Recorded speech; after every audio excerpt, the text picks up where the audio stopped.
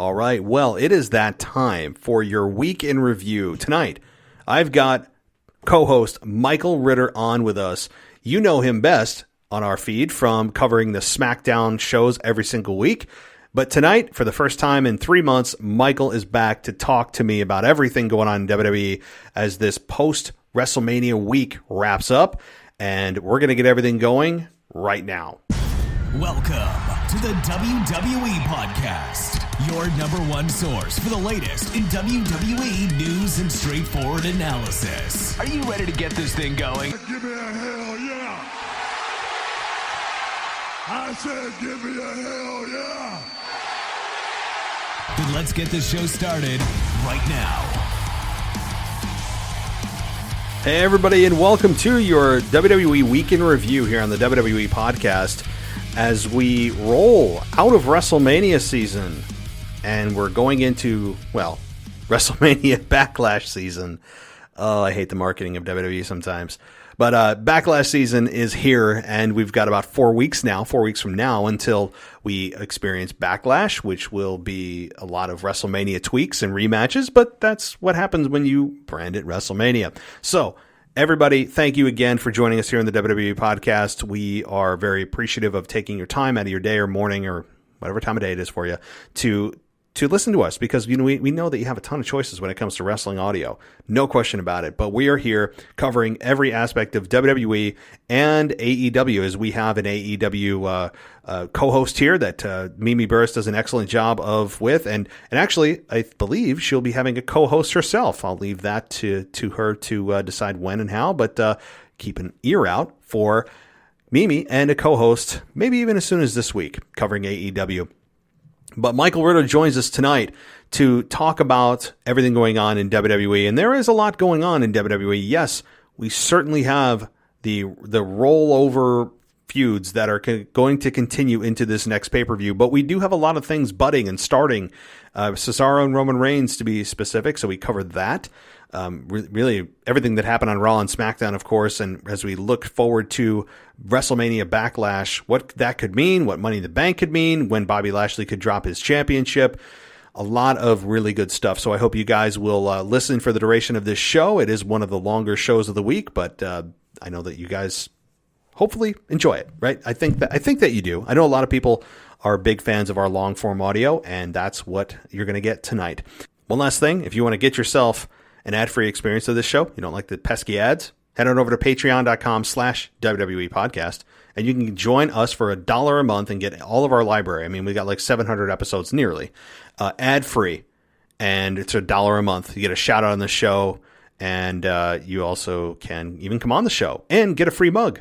No, really. You can get the WWE Podcast mug if you join us at the pay-per-view or Hall of Fame level on the WWE Podcast page on Patreon. And if you stick around for 3 months, then you get a free mug courtesy of, well, me.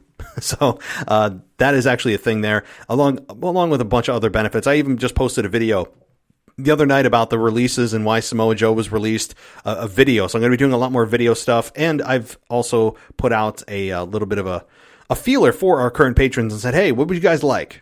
So also, I'm throwing this out to everybody here that's listening. If you are interested in Patreon, or you might be, or maybe something's holding you back, we're interested in feedback. RealWWEpodcast@gmail.com if you want to throw me a little bit of a bone or I guess a nugget to what you'd be looking for on Patreon. We are doing some research. We're going to be expanding that quite a bit in the next few weeks to few months.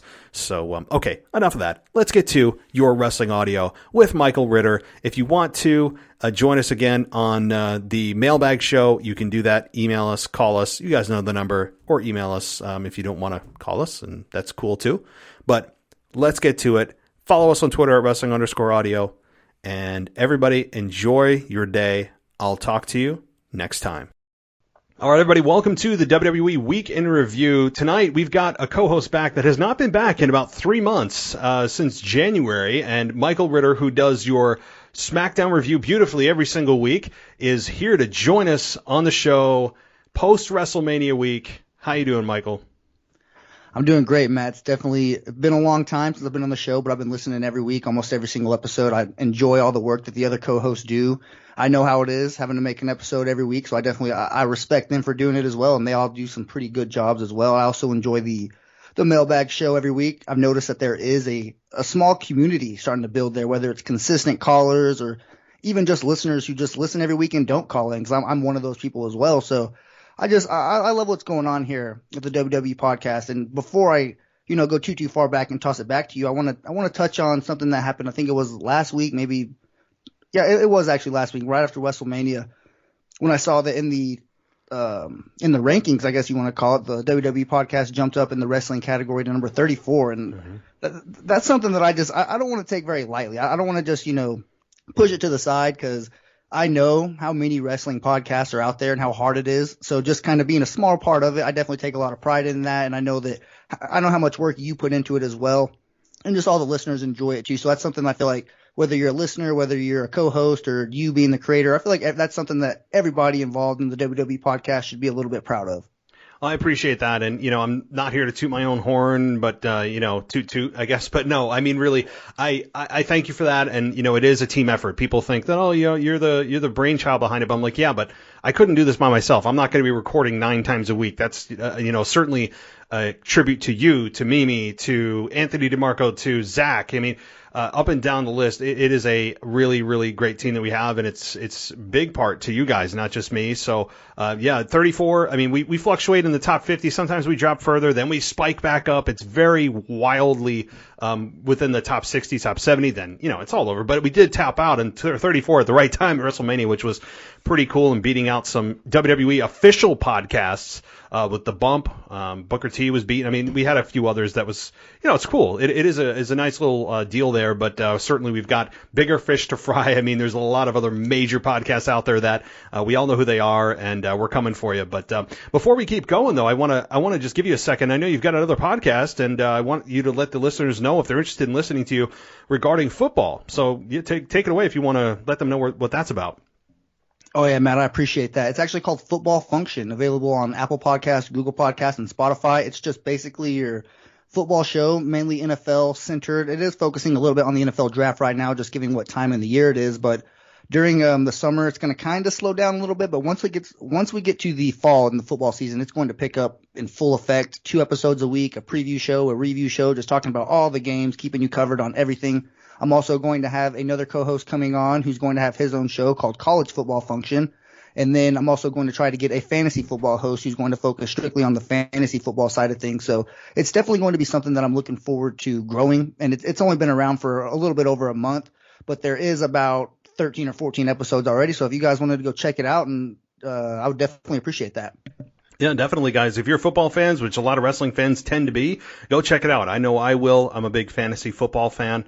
I'm not very successful every year, as McCaffrey went down for me this year, and I was, my number one pick, gone, dead, killed. I mean, he probably cost me at least 2 or 3 wins by himself, and really cost me a championship. But I guess we'll get back to it next year. So go out, check out Football Function, guys, anywhere you can find podcasts. So, all right, well, I want to talk about WrestleMania week, because we're now past WrestleMania. I've buried that card into oblivion with everyone that I've talked to.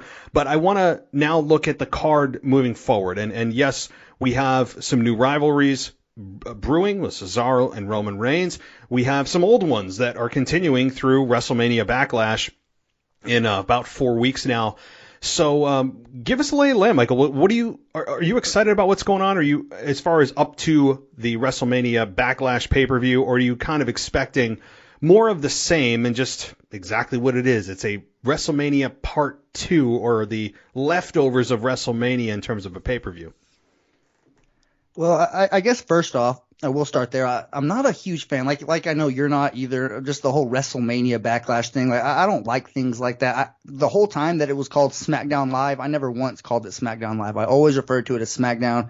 It's just something that I feel like there's no need to kind of add that little extra thing. And I've noticed that they did it obviously last week with WrestleMania SmackDown as well. So just real quick, wanted to say, yeah, I do not like that at all. But yes, like you were saying, as far as the whole the Backlash card itself, I am excited about seeing some of the matches that didn't necessarily end the way that I thought they might have ended, mainly the SmackDown, or not the SmackDown, just the Women's Tag Team Championships. I feel like that match, eventually there's probably going to be a rematch given what happened on SmackDown with Natty and Shayna Baszler, as well as many other rematches on the card as well, like Seth Rollins and Cesaro. Looks like they're kind of heading in that direction as well. So I'm excited about some of the matches for sure. I am kind of skeptical about Drew McIntyre still getting another opportunity. Usually it's not common for somebody to lose at WrestleMania whenever they weren't even the champion. Like even whenever he came out and said, I'm going to get my rematch soon, that kind of threw me off just because I didn't know why he felt like he was entitled to a rematch automatically. And of course, Strowman and them ended up coming out and basically squashing that. But before I don't want to get too much into Raw. I'll stay with what's going on right now. And that's just, I am excited about the card. I'm excited about Roman Reigns hopefully getting a new opponent. Hopefully it's a single opponent, because that also confused me as well. Like I touched on my SmackDown review, is how I thought that maybe they were turning the page to Cesaro officially, and then the whole Seth Rollins thing at the very end, and how they were kind of teasing that throughout the entire show, showing the replay of him getting spun around on Cesaro's shoulders. So all in all, I am excited, and I do like what's going on in WWE. Yeah, me too. I know that many people looked at WrestleMania and I think were surprised by the quality of it. I mean, particularly night one, which I think most people believe was the preferable night of the two. This is a post-WrestleMania era that we're looking at and going, okay, there's no fans here yet. We got to tease, as we all knew it was just going to be those 2 nights of WrestleMania and then back to the Thunderdome. I mean, it's not WWE's fault. It's going to depend on COVID and the health restrictions from state to state and setting all that up. And can they do capacity? Is it full capacity, partial capacity? Do you have to have a proof of vaccination, or like all these moving parts? And it has nothing to do with WWE, but it was nice at least for 2 nights to live in a fantasy land and then go back to reality with the Thunderdome. And now you're right. I mean, we do have some rivalries that are continuing, but really kind of surprisingly continuing with Seth Rollins and Cesaro.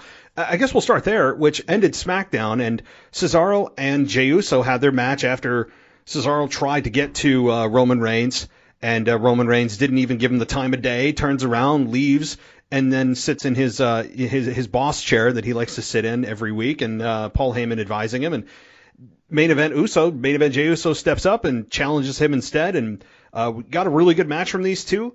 And then, Seth Rollins, with about a minute and a half left of the match, ends up attacking him.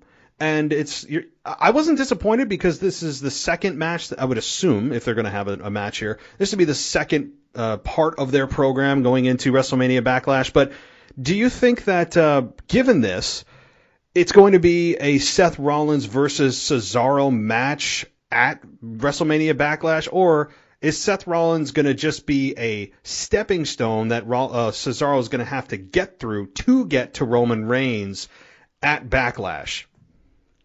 That's actually a really good question, because I didn't think about the possibility of them doing it before Backlash, because as soon as he attacked him, I just assumed that, given the name of the pay-per-view coming up, that they would probably just wait till Backlash to do it. So, but the fact that they did go straight immediately to Roman Reigns in the opening segment of SmackDown, that's exactly where Cesaro went.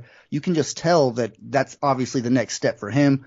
So, I mean, I don't know. My gut tells me that they are going to wait and just do it at WrestleMania, at WrestleMania Backlash. They're going to go ahead and wait to have that match then. And then I think that moving on from there, they'll go ahead and have Cesaro turn the page officially to Roman Reigns, maybe even him winning the Money in the Bank pay-per-view, because I'm pretty sure that ends up being the pay-per-view, the pay-per-view after that. So maybe winning that briefcase kind of just, and obviously not really a babyface match for them to win. So I could see Cesaro just literally walking up to Paul Heyman, handing him the briefcase and saying, I want to do it at this specific day or something like that. So I could see that maybe happening for Cesaro, but I definitely think that at Backlash, it'll probably be where they have that official rematch. That's what I'm thinking too. The more that you just brought the scenario to me about Money in the Bank, which I didn't even think about moving forward, but it may make a whole lot of sense where we have Roman Reigns kind of dodging Cesaro for weeks and weeks and weeks, and coming up with excuses, or now he's tangled up with Rollins, and Jey Uso never was actually beat because Seth Rollins interfered. I think they could play the game of cat and mouse, where until Roman Reigns is absolutely forced to face Cesaro, that he won't do it. And the Money in the Bank briefcase would be a perfect way, while it's designed for a heel, just like King of the Ring is designed for a heel, this may make actual sense. And hopefully it's not at WWE headquarters, first of all. Hopefully it's in this arena. I don't need to see a wrestlers playing wrestler. I mean, it was one of the worst matches I've ever seen in my entire life last year, just because of the cinematic portion that made it absolutely laughably bad. But this year, I think that it would make sense for Cesaro, if he keeps getting dodged by Roman Reigns, that he ends up winning that briefcase, forcing Roman Reigns, finally forcing his hand after dodging him for weeks or months at that point, to ultimately maybe face him at the July pay-per-view. I think it's Extreme Rules or maybe even to SummerSlam. Yeah, I think that's a pretty good way of doing it, especially considering that you can have Cesaro beat a guy like Jey Uso in a qualifying match or something like that, just to kind of continue the whole Roman Reigns being annoyed by Cesaro, or Cesaro being a thorn in the side of Roman Reigns, just basically playing, like you said, that cat and mouse game. And then I could see them pushing this whole Roman Reigns and Cesaro thing after he cashes in, or maybe he chooses to cash in at SummerSlam. Although I think if he wins, it'll probably be much sooner. I don't think that they'll maybe hang on to the men's Money in the Bank. The women, actually, who knows what they'll do with that one. But I do think that is probably something that they could do. But I wouldn't put it past WWE to kind of overlook that idea. Usually whenever you think of something and it's so easy and it's right there for them to do, usually they're going to take a different route. Yeah, I know, because Vince sometimes likes to do things differently just to do things differently so fans are surprised, when even if the path of just being surprised doesn't make as much sense as doing what actually would be predictable. Sometimes he does just throw a wrench in and then has no long-term plan. But I got to ask, how many times did we see that the craziest, what do they call it, the most impressive, or I forget the phraseology they used, WrestleMania moment that they've ever seen? And it was, I think I counted, it was about 6 times, maybe more, that they showed that footage of Cesaro doing the what was it, the UFO they called it, and spinning Seth Rollins around. It was extremely impressive. But I was thinking to myself, they're doing a spin replay from out of everything that happened at WrestleMania, this is the number one clip that they're replaying. I mean, I was just like, I get it. Cesaro's a great dude, and I'm a fan. But how many times did they replay that? I mean, it had to have been 6 or more. So. Oh yeah, it was up there. I didn't really notice the first few times. I remember seeing it, but I kind of I'm so used to seeing them showing the same replays on Raw or on SmackDown that they show on Raw. I guess didn't realize that it was on the same show, and I just kept counting. By the time they showed it the third time, I was just like, oh my gosh, they're really trying to beat this in the ground. But I do like how the WrestleMania wins and losses aren't just being ignored. I like how Sasha Banks is showing anger in her loss, and obviously Seth Rollins as well. But so that is something that I can appreciate, that they're not just throwing it out the window like Kofi Kingston did, and they're actually mad about their losses, and especially Sasha Banks, given that she lost her championship. She couldn't even get words out this week. I mean, I guess as we're transitioning to the women's side now, the SmackDown Women's Championship, Sasha. First of all, I love her hair. I mean, Sasha Banks' hair anything she does with her hair, she's an attractive woman. So anything she does is going to work. But I like the kind of refresh in her character, and it's a great way to do that is to just simply change the color of her hair. It makes her feel different automatically. And she couldn't even utter words. She couldn't even put a sentence together, as Bayley said about Sasha. And by the way, she basically made a statement that she's coming back into the women's title picture. So there's another wild card for you. But Sasha Banks couldn't even utter a sentence.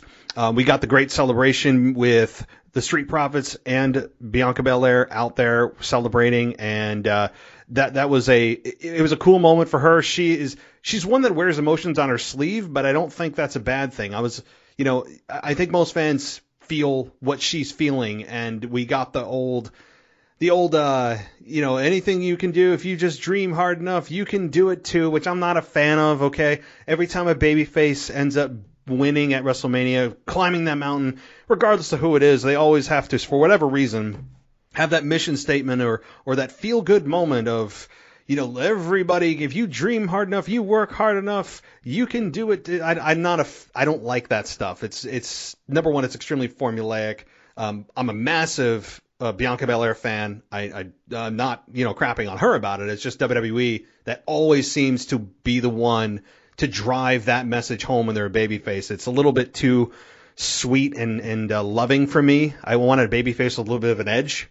They also brought up the fact that they made history as the first 2 black women main eventing WrestleMania, which, again, I'm not saying that WWE did this given the political climate, but I'll say that it was deserving because they had the match maybe of the entire pay-per-view. So they're absolutely deserving of it. But it maybe also kind of just, it fell in their lap very nicely that they happen to have a main event with the two women given the political climate because they're a publicly traded company. We know what the PR is going to be on them if they didn't maybe not choose to do this. So I don't know. I'm not getting into politics, but it is certainly convenient for them that kind of fell into their laps with the two black women main eventing WrestleMania. I think it's awesome. I have no problem with it. It's just they may have gotten a little lucky there. So, yeah, I agree. And sorry, whenever you said that it fell in their lap, that's kind of exactly what I was thinking is the opportunity to do it with Sasha being the champion and obviously Bianca winning.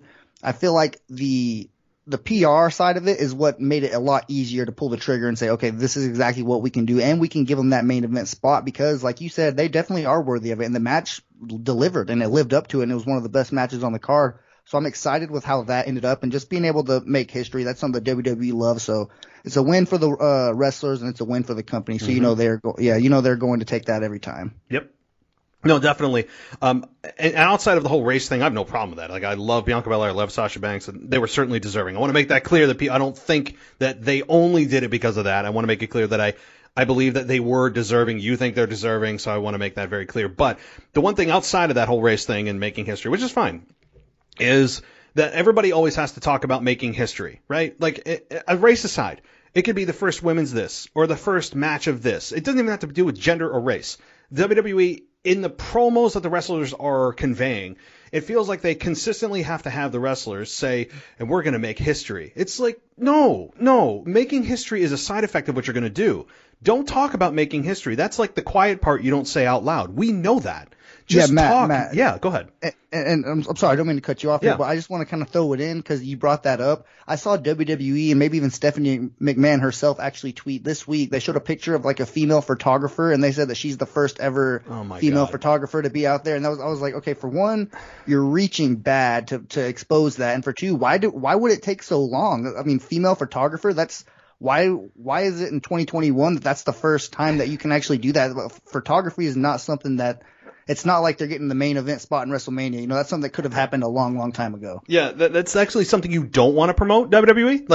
That's something that you would be like, wait, you've been around for how many years, and this is the first women photographer? I mean, and perhaps it's, the thing is, I'm treading on thin water. Everybody's so sensitive about these topics, so I'll stay behind the line. But I will say that everybody's sometimes concerned about filling a quota or reaching history or making history instead of actually just, selecting the most qualified people, right? Like, if it may not be a women-based category or place that they try to educate themselves, it may very well be just a male-dominated industry. Like, a male-dominated industry, there's nothing wrong with that. It doesn't mean that the women can't apply to go into college or take courses or whatever. There's no barrier to entry. It's just women tend to go towards education or whatever. Like, that's just the way it goes. So it may not be because WWE didn't allow them. I don't think that's the case. It just probably is that it's a male-dominated industry with photography in WWE, and they happen to have a qualified woman join them. So I'm not a big fan of filling quotas just to fill quotas to lower the standards to come in. I'm not saying that's what they did, but anyway, I didn't see that. That's that's very interesting that Stephanie McMahon would tweet that out. That's not something I would share, Steph. That's not good. That would tell you number one, I think it's simply PR. There's no other reason to do that. It's all about, hey guys, look what we're doing. Look how diverse we're becoming. And I would say to Steph, like, are you not getting female applications for this? And if you are, why are you disqualifying them, right? Like, why are you just telling us in 2021 that you were hiring a female photographer? It's never happened before? I don't know. There's lots of questions there. It's certainly just for the look. Yeah, and one of the replies on Twitter that I thought was pretty funny, just given the releases that happened this week, is I forgot the lady's name, the photographer herself, but Stephanie McMahon was like praising her a lot in the tweet, and somebody just quoted and they said 2 months later, and it had like in quotes and it said, we would like to thank so-and-so and we wish her luck in her future endeavors. Like, basically just saying like 2 months later, you're probably going to fire her or something like that. It was just a funny little response. Oh, jeez. Well, yeah, I mean, we didn't even talk about the releases. I mean, that was, what do you think about the releases, right? We had, I'm probably missing a name or two. We had Samoa Joe, we had Billy Kay, Peyton Royce, Mickie James, Bo Dallas, among a couple of others. You had to be surprised like the rest of us, right? I was really surprised with the ones who were still involved on a weekly basis, like Samoa Joe and the Iconics. Those ones were still, like Billy Kay obviously was just now starting to maybe open the door to a possibility with maybe being a tag team with Carmella. And then you have Samoa Joe, who was on the weekly announce team for months now. So I was definitely surprised to see those ones go. But the other ones, like Tucker, haven't seen him on my TV in God knows how long. Kalisto, I feel like his whole gimmick, his whole thing with the Lucha House Party, I feel like just here recently, the other two guys who were in there, Grand Metalik and I can never remember the other one's name, but I feel like they're getting more TV time than he is. So I just felt like maybe the writing was on the wall for him. But out of all of them, the only ones that I'm truly surprised about is Peyton Royce and Billy Kay and Samoa Joe. Other than that, I'm actually kind of surprised that it wasn't more people. Yeah, especially last year. I mean, last year, remember how many people they let go? I mean, it was like 60-plus people. It was an insane amount of people that were let go last year.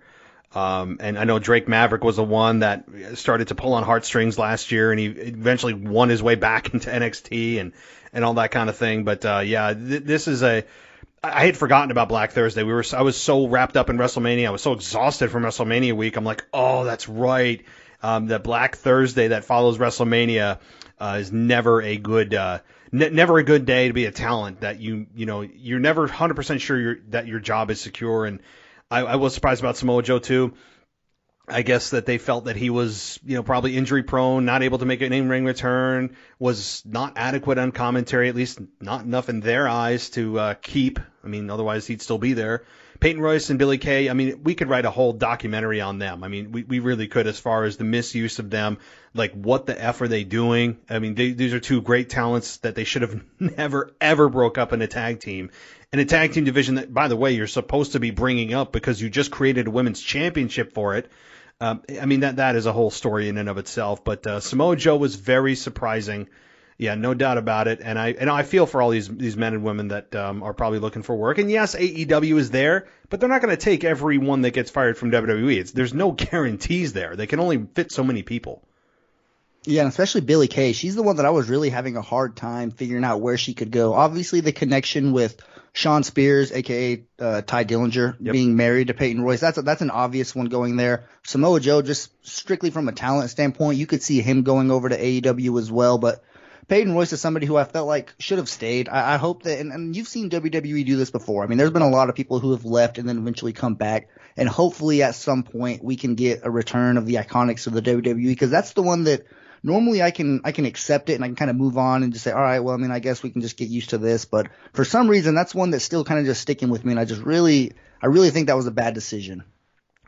No question. I've said it for, since they broke them up, or even when they were together and then they would disappear for a while. One of them's injured. They were tag champions at WrestleMania. Then they just went away for like months. Like, where the hell are they? They reunite, and then suddenly they're like, the next match you lose, you're gonna be, if so and so loses, this team is dissolved. It's like, why? Like it made no sense to break them up, to just put Billy Kay on SmackDown to do what? Like going around with her resume, which actually started to become pretty entertaining, and then have Peyton Royce sitting on Raw, like going from person to person to person to try to find a tag team partner. It's like, well, you just broke her up from Billy. Like, it made no sense whatsoever. I don't understand the logic behind their misuse, behind their release, because I think there was a lot of juice left to squeeze out of them, and you could have just made a story to reunite them. If you didn't know what to do with them, put them back together. There was a lot left with the Iconics that they never got out of them. And I was really disappointed in WWE for that, for sure. But any final thoughts on the releases before we move on? No, I do say it, or I will add just really quickly. Mickie James is another one. So that's every year there's going to be like a legend who really think it's just disrespectful that they get released. I know last year it was like Mike Chioda, the longtime official he ended up getting let go, and I think he's actually with AEW now. So hopefully these guys can find some work elsewhere. And I definitely, if we don't see them again at WWE, I hope they all have a pretty successful career, or successful careers wherever they end up. Yeah, definitely. I mean, that's ultimately the case. Like, as much as you made out of like their character, whatever, like, they're human beings looking for work. I mean, we have to take it down to a human level when these people get released. And you may be saying, well, they're not you, but the collective you, that, well, they were in WWE, they probably made hundreds of thousands or millions. First of all, most people don't make millions. It's probably in the hundreds of thousands. And it's not how much you make, it's how much you save. They don't get health insurance. They have to pay all their way with travel and expenses. It may not be as much as you think. It may be a lot less than what you think with some of these individuals. You know, their spending habits. I mean, you just don't know. It is sad when these individuals get let go. And Mickie James doesn't surprise me. You know, they didn't really do much with her at all. So yeah, I mean, like you said, the ones that were there weekly that boom are gone is the most surprising. So, but we did get somebody new on commentary this week with Pat McAfee. So did you enjoy him this week? I really did. I'm not sure if you know or not, but I am a pretty big Pat McAfee fan. That's one podcast that I've listened to daily since it's become a daily show for years now. So it's something that I'm familiar with him, and I know how much he actually loves the WWE, and he's entertaining as hell. I mean, I know he's not for everyone though. That's the thing.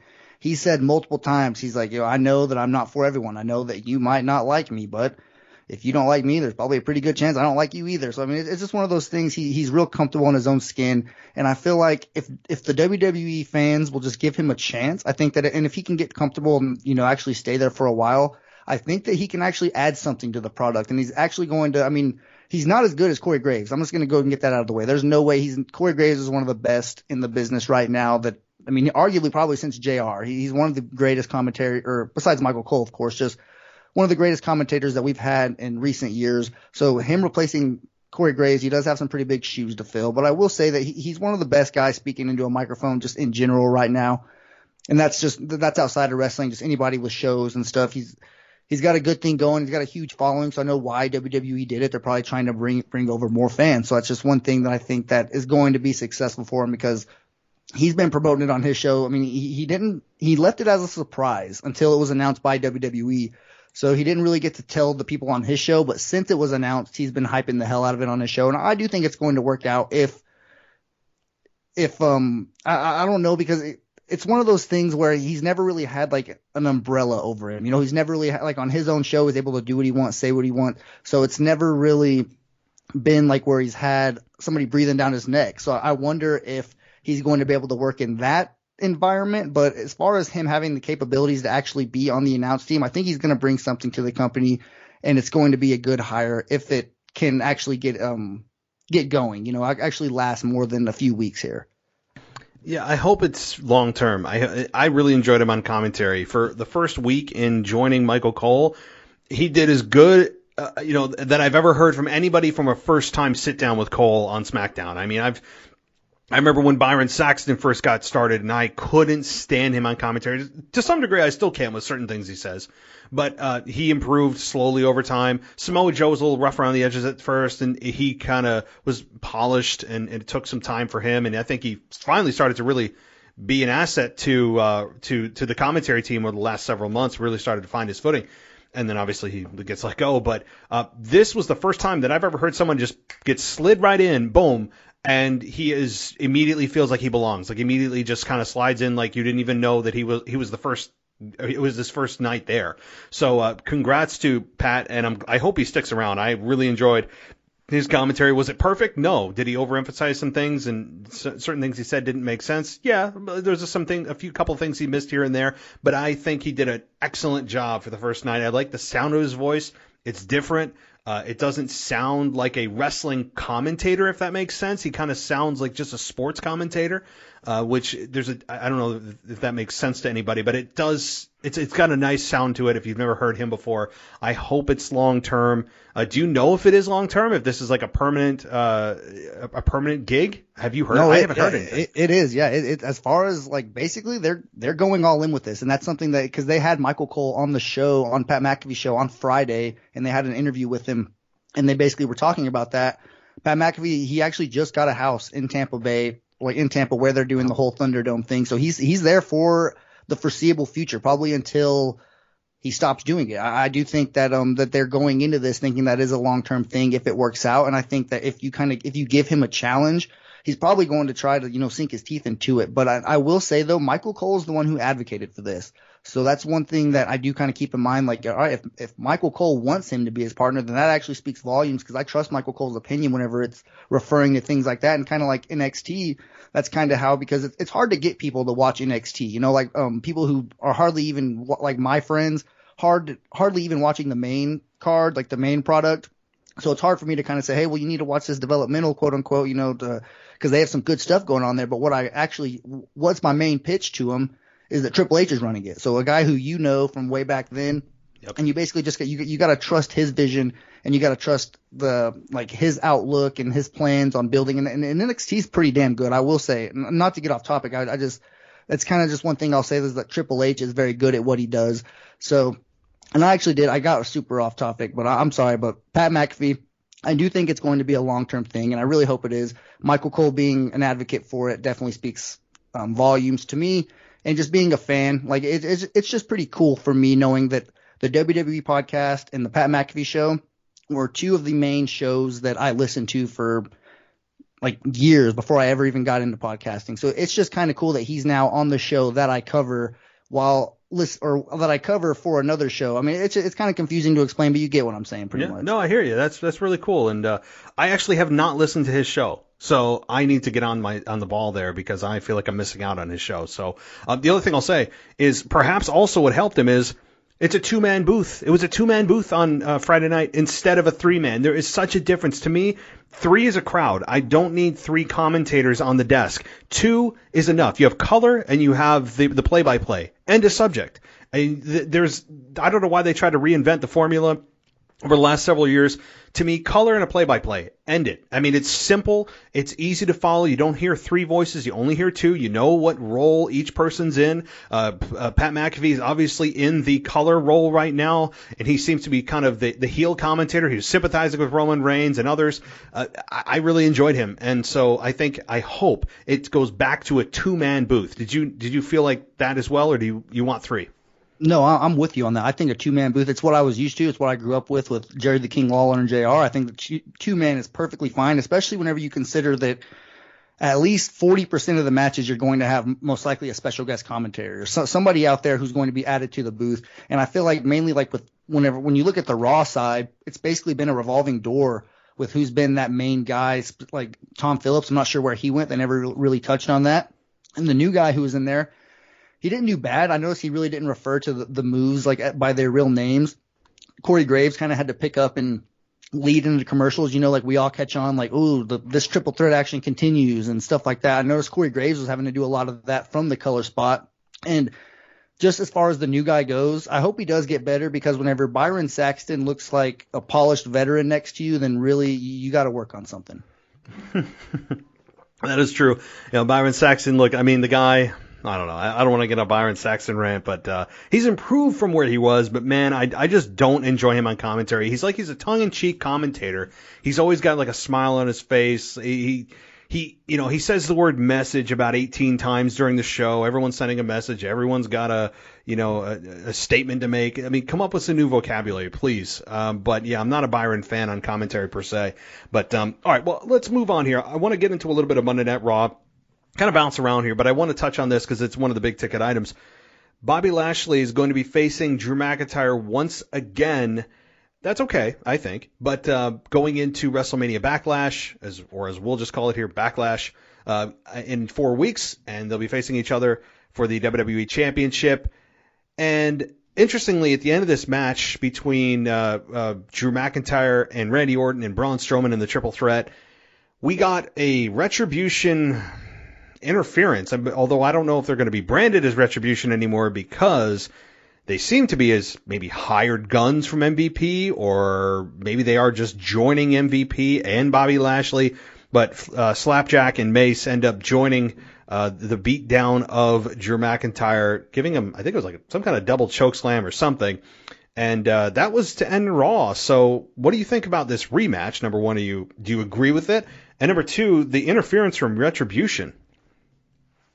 Well, at first, like I said, I was kind of confused, given that Drew McIntyre lost the championship, and then he lost his rematch at WrestleMania. So I was kind of confused as why he kind of came out and was just kind of inserting himself into the contendership picture. And then obviously Braun Strowman and Randy Orton. They eventually came out and kind of, told him to get to the back of the line. So I was confused there, but the fact that he won the match, so they are giving us a little bit of something. He at least earned it. He at least earned this rematch. So I'm fine with him having the rematch. And him getting attacked after the match was over, I thought that was a little strange, just given that the Hurt Business was the team that stood up to Retribution, and that's where those guys were from. So the fact that they're kind of helping the Hurt Business now just kind of didn't really make a lot of sense to me. But I really wasn't going to, put it past them. Wasn't going to think too much into it. I said, whatever, if they do have two big bodyguards defending Bobby Lashley, then that's something to definitely keep in, or at least, keep in mind whenever you're thinking about what the Hurt Business is going to be going forward. It doesn't really make a lot of sense that they would take out the tag team just to bring in more guys. If you think that if he was still needing help, because that was the whole thing, is he said he doesn't need help. That's why he was trimming the fat of Cedric Alexander and Shelton Benjamin. So the fact that he brought in two new guys to go after the same guy that he was feuding with whenever he had those guys, I mean, it really doesn't make a lot of sense. And I hope they explain what these two guys are in the Hurt Business. If maybe he just hired them for that one night just to, put a shot on Drew McIntyre or something. I don't know. I mean, the logic is kind of not really there, but I guess it was the first time we saw him. So hopefully they'll do some explaining next week. I always say that the words retribution and logic are oxymorons, because of the way that they even started in the company made no sense from day one. I went on rants for this for weeks and weeks and weeks, so I'm not going to rehash that. But I have just completely torched the Retribution storyline from my brain because it was one of the worst. It should go down as one of the worst, not the worst, but one of WWE storylines in history, especially with the follow-through. It was all for shock value, and then there was clearly nothing thought through as they went forward. They just let's get some ratings. This will shock everybody. And somebody's like, Vince, how does this make sense? And what are we going to do with that moving forward? It's like, I don't know, pal. We'll figure it out as we go along. That's what it felt like, and that's what it was presented as, because they really went nowhere fast. And their original mission, they are now, as you said, hypocrites of their original mission, which I think has all been forgotten. So we're all just supposed to forget that ever happened about what their true mission was, which was to eradicate the WWE, right? Like, their mission was to tear down the company itself, which totally makes sense to give contracts to these guys because you want people to try to destroy your company, right? But that's what the logic was. And now they are paid employees, paid independent contractors of WWE. And they are now, I guess, hired guns, at least temporarily. Maybe they're Hurt Business, kind of a hybrid of that. I don't know. We'll get more explanation on Raw, I think, for Bobby Lashley, or really for MVP. But as you said, if that's the case, why the hell did you get rid of Cedric and Shelton? What are we doing here? So I feel bad for Cedric and Shelton, who ended up facing the Viking Raiders this past week on Raw. I mean, you talk about a fall from grace. Just competing in really the lower card now of the tag team division. So I'll say this: I'm looking forward to the match between Drew McIntyre and Bobby Lashley at the next pay-per-view. I think they're going to put on maybe an even better match than they did at WrestleMania. I would say that I don't think that Lashley is going to lose here, though. I would think, I know it's 4 weeks out. Do you see a long run for Lashley, at least through maybe, say, SummerSlam or maybe or beyond? Or do you see perhaps Drew capturing this at Backlash?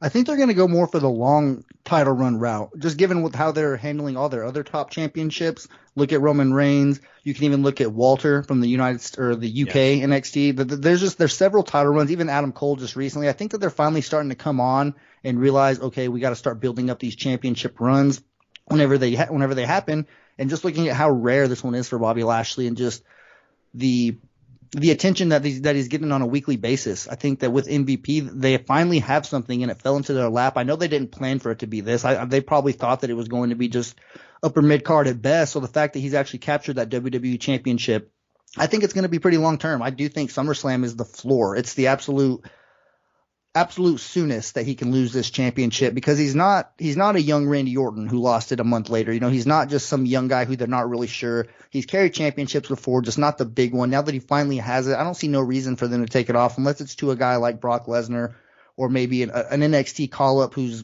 really established. Maybe a guy like Keith Lee whenever he returns, just somebody who is believable. I don't think they're just going to let it be anybody with him or Roman Reigns. So I think they are in a situation where they have time with the champions to actually let something happen, let something develop, and they're in really no rush to have either champion drop the belt. I hope not. I think most fans were conflicted at WrestleMania of what to do, and I kind of thought that would be the case because you have Drew, who's a guy that, we didn't ever really get to have that hooray moment and celebrate and embrace with the fans. And I think Drew will have his time, and I think it'll be in front of 80,000 fans. I think it could be maybe next year's WrestleMania in Dallas with 80,000 people there, and there will be a packed stadium. There's not going to be any restrictions in Texas next year. They've already opened up Texas 100%. They've had 100% capacity at ball games, so they're pretending like the pandemic doesn't exist anymore. Whatever you think of that, it is what it is.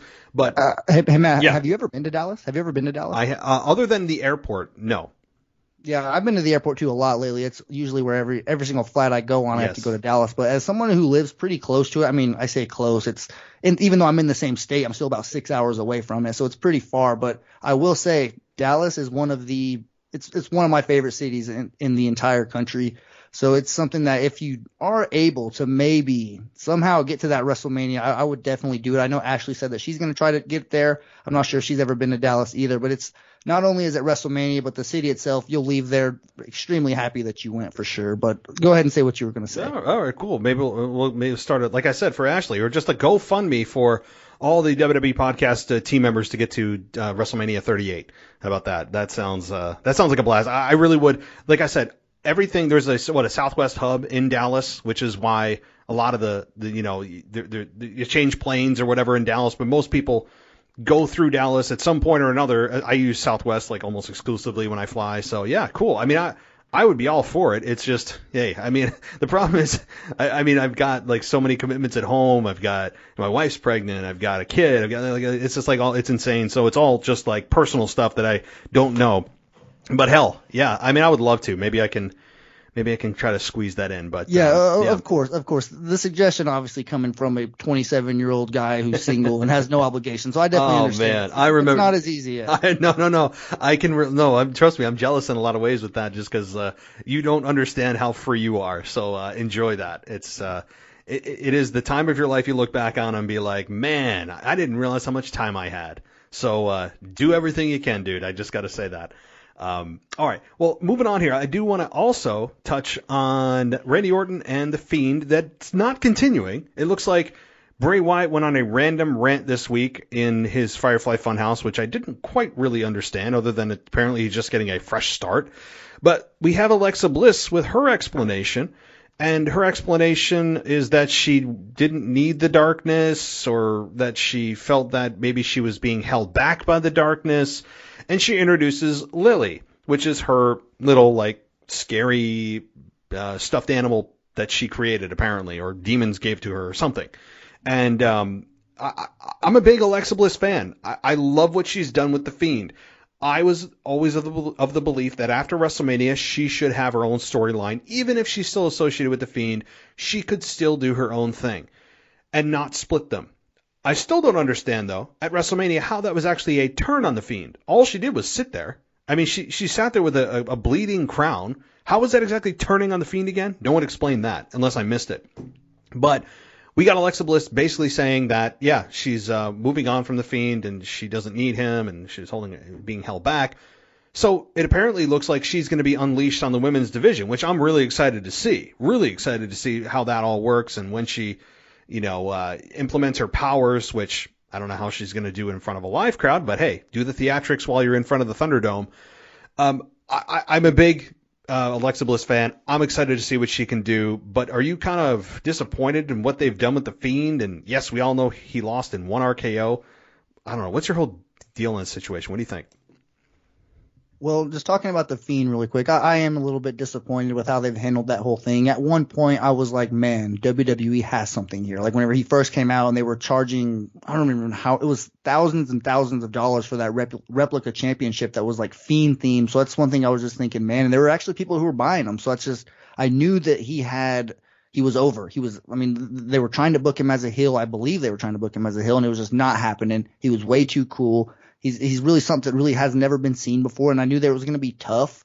It was going to be tough for them to do a lot of things with him, and obviously we saw that they struggled to do that with giving him matches like the Hell in a Cell with Seth Rollins. That was just a nightmare. And then obviously at WrestleMania here, that was a nightmare. So you can just tell that there's not a lot that they can do with him. So I love The Fiend. He's one of the coolest characters, but I think that WWE is having a hard time that they really don't know how to use him. And I think that they were kind of maybe getting a little bit worried that Alexa Bliss was kind of falling into that same boat.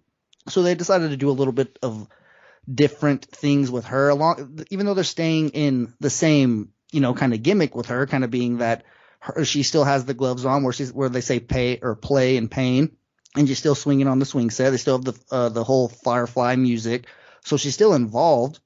But I heard her say that you unlocked something. That was the main thing that I heard. You guys unlocked something, and then that's whenever she reached over and pointed at her little doll sitting next to her. So I fully expect, and I could be wrong here, but I think that maybe Alexa Bliss is going to come out with her own version of like her own mask. Like she's going to come out with those pigtails. And with that little black dress on that the doll was wearing with like the two eyes crossed out with Alexa Bliss's face. I don't know, that I could be wrong. And it's one thing that I'm not 100% sure on, but just that's the one thing that I took from that whenever she said you guys unlocked something, and then almost seconds later you seen the camera just pan over there to her doll. So I think that might be maybe her split personality or something like that. I'm not really sure what they're going to do with it, but I'm certainly interested. I'm a Alexa Bliss fan too. I think that she's a hell of a wrestler for her size, and whenever she was actually involved, she was up there with Charlotte with just getting those title reign after title reign after title reign, and it was actually starting to stack up where she had like 5 or 6 at one point. So she's somebody who I would get behind. I love her character. I think that she embraces this type of stuff. She's already said that this is more up her alley, and I would have never guessed that. She always seemed like kind of that cheerleader, just the girly girl, and it seems like that's wrong. I mean, I noticed whenever she put that one dreadlock in her hair, I was like, right there, I was like, that didn't seem like something that she would have been all right with doing, but she's definitely fine with it, and she's doing a good job with this. She's really knocking it out of the park. But I will say that I'm on the same boat with you. Whenever she quote unquote turned on the Fiend at WrestleMania, I was confused as hell just because I really didn't know. I didn't know what was going on, and I didn't understand how that was considered turning on him either. Because I mean, all she did was come out of there. I thought if anything, it would distract Randy Orton. So I was confused whenever that happened. And she did say, people are wondering why I did what I did, and he was in my way. So that's what confirmed it to me. But the next night, obviously, because I watch Raw on Mondays, but I was still between Sunday and Monday. I was confused as to what actually happened until she confirmed it. I didn't think that she split from the Fiend. No. Like when she was doing what she was doing at Mania, I'm thinking, oh man, what's the Fiend going to do to Orton now? The last thing on my mind was, oh, this is Alexa turning on the Fiend. That was until I was told by the commentators and the Fiend reacted the way he did. I'm like, how, in what world is this turning on the Fiend? I could have seen if she threw a fireball at him like she did to Orton or something. But it was just sitting there with a black crown, and I'm thinking, okay, maybe this is Sister Abigail, and she's mimicking Sister Abigail, and that's the whole thing. I was wrong. That's not it. So it was the weirdest, quote, turn ever, because it wasn't really a turn. Yeah, this was weird. But as far as, I mean, I'm trying to put WrestleMania behind me. It's hard, because that match will forever live in my mind as just the biggest disappointment in WrestleMania, recent WrestleMania history. But, okay, I do want to kind of shift gears. Well, actually, before I do, when you brought up dreadlock, anybody else notice Dolph Ziggler's hair extension? I think it was a tribute to Bianca Belair. Did anyone else notice that during their tag match? I noticed that. I did. Now that you mentioned it, I remember seeing it. I didn't make a note of it in my SmackDown review, but I do remember seeing that he had that really long blonde. Yes. Like it was like one dreadlock. Yeah, I saw that. I would think it's Bianca Belair tribute. I mean, because I don't know what else it would mean from Dolph, a dirty dog. So I don't know. So I think that's what it was. But anyway, Rhea Ripley and not Shayna Baszler. We'll get to her. Rhea Ripley and Asuka had their rematch this past week, which, by the way, no one contested. It just happened. But apparently Drew needs to, be qualified for his championship match. Again, there's just sometimes a lack of consistency makes no sense. But we got another match between these two, Rhea Ripley and Asuka. And I got to say, they're two awesome talents. They're so good individually. Not perfect. They have their quirks and areas to improve, particularly with Asuka and her English. I think she could maybe learn a few more words to communicate with her English audience. But when they put them together, so far it's been disappointing. Not abysmal, not embarrassing, just it's not what you'd expect putting these two big names together when you have a match, as particularly at WrestleMania, and then the next night you're like, oh, okay, well, it's probably going to be a better match than at WrestleMania. And in fact, in some ways, it was worse. We got this match, and we'll get to Charlotte in a minute. That's something I definitely want to talk to you about. But this match was clunky. There was botches, and the announcers were trying to cover for them the best they could. And I wasn't a fan of these two, locking up. And perhaps it's just a lot of non-experience together in the ring on live TV, which could be a big part of it. Or perhaps their styles don't mix. I don't know what it is. And maybe somebody else views this differently. I just feel like these two don't have very good chemistry, especially when you look at Bianca Belair and Sasha Banks and the absolute classic they put on the night before. So there's also that bar that they are impossibly not going to be able to achieve, looming over their heads, and people automatically comparing that match to these two. But that aside, trying to look at this in a vacuum, did you feel like these two don't really match up very well, at least right now, style-wise? What is it? Yes, I do think that. I think that it's kind of it's a mixture of all those things. It's a mixture of not having the experience working together, and also adding to that is how rushed this was. Just when you look at, they really had no build. There was no storyline behind it. She just went out there and challenged Asuka for the Raw Women's Championship as soon as Charlotte got COVID. So there was no story behind it. And even when you're talking about rushed, the rematch was even rushed. Like, just think back to March 14th, 2004, WrestleMania 20. Imagine if March 15th, the very next night, we had Triple H versus Chris Benoit for the World Heavyweight Championship, instead of having that 4-month build to Backlash, which was a month later, where Chris Benoit ultimately won again and retained his championship. But that 4 weeks between WrestleMania and Backlash was really valuable in Benoit's title run, because that's whenever he made the whole Chris Benoit's for real thing. They kind of leaned on, oh, it was a fluke, you can't do it again, this and that. And I feel like in that 4 weeks, Triple H and Chris Benoit didn't need the time, but Asuka and Rhea Ripley clearly do. They could have used this 4 weeks, not wrestling on live TV, maybe just coming in a little bit earlier to the Thunderdome or whatever, and just working together, not going the very next night or 2 nights, whatever. Yeah, it was the next night, just the very next night going to have that rematch. So I feel like they kind of did it wrong from a booking standpoint. And just with Rhea Ripley being relatively new to the main roster, she hasn't really gotten a chance to work with anybody. This is her first official program since she got called up officially. And maybe Asuka, you put her with a veteran like Asuka, and on paper that seems good. Like, oh, she's going to be with someone who's good in the ring like Asuka. But I feel like maybe you didn't factor in that Asuka might not be the best person to carry a match. Like, yeah, Asuka's good whenever she's wrestling somebody who is also polished and also a good technical wrestler. Whenever she's wrestling somebody who's kind of green and hasn't really got the experience, I feel like those matches have a better chance of kind of, falling flat. And I do think that's what's happening here, unfortunately. Yeah, I think, again, maybe with time and these two continuing to work with one another, and we have no idea, the day of WrestleMania, the week before, the 2 weeks before, we don't know the time that they put in that's not on camera. Maybe they were going early to the Thunderdome and have a ring set up in the back. Who knows? I mean, we don't know. All we know is it didn't look like that. I mean, it just looks like this was thrown together last second, which, by the way, nobody contested. You ever notice none of the other women on the roster even contested this match the first time with the WrestleMania challenge, or the second time that there was a rematch? No one even said boo about it, which to me is if you're trying to elevate the women's title, you want to make the perception at home to be that the women there want this, and they're going to complain when all of a sudden, boom, somebody gets awarded a match just because they want it. I didn't understand that at all. The Raw Women's Championship has a lot of problems going around it, especially being ignored for 6 months around an amazing talent like Asuka. It was really inexcusable to its core. But I think that these two eventually will, if they have subsequent matches, they've got to get better. They're too good to not. So I'm going to chalk these two up just to inexperience working together, and the fact, like you said, that maybe they didn't get a whole lot of time beforehand to preparation-wise to be able to understand each other's styles and the moves and the holds and the reversals, and the feel for that individual is perhaps a problem. So, but of course, really the biggest story, not even the Raw Women's Championship match from Raw, to me, the headline of the entire show was Charlotte Flair. I mean, she came back in her very leggy outfit, as we called it, on Monday Night Raw, looking like $1 million, and looking like she's, just came off the beach from, wherever she is with Andrade, which, by the way, I don't know if anybody follows her Instagram, but it feels like every other picture that she posts is with Andrade on the beach or, whatever. And she seems really happy with him, which is great.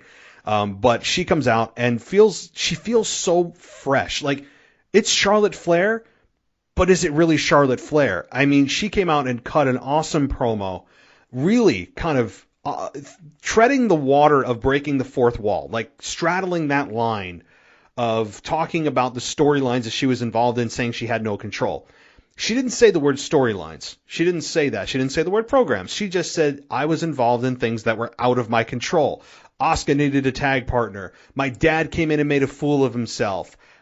She brought up these things that without saying it, she was saying that, guys, this was the creative that I was dished out. And I didn't have any control of it. That was kind of cool that she addressed that. And also talking about how I am the opportunity. I really like that. She talked about how there's going to be no more I don't know, she called it, what did she say? Subtle flair. She was really saying she was shy and reserved or something. And humble flair or something like that.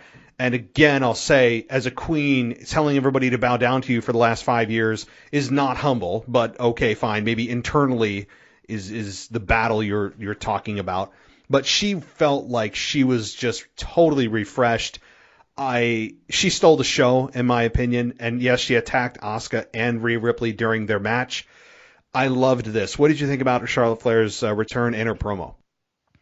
Well, one thing I noticed is she's really one of the only ones who will go through and literally list out almost every single women's wrestler on the entire roster and like basically call them out at the same time. And I jokingly said, well, she didn't mention Liv Morgan because she knows better, but obviously I was just kidding there. But one thing I will say, because I'm a huge Liv fan, but anyway, one thing I will say about Charlotte is I love, no matter who it is, I love whenever wrestlers do that. Whenever they they pull the curtain back just a little bit, but not too much where you don't know. But you're like, hey, is that real? Did she really mean that? And she was. I could tell she kept looking for the camera. Like, anytime the camera would switch, she would go and she would turn her head there to make sure that she was basically talking to us. And I really liked it because, number one, she's better as a heel.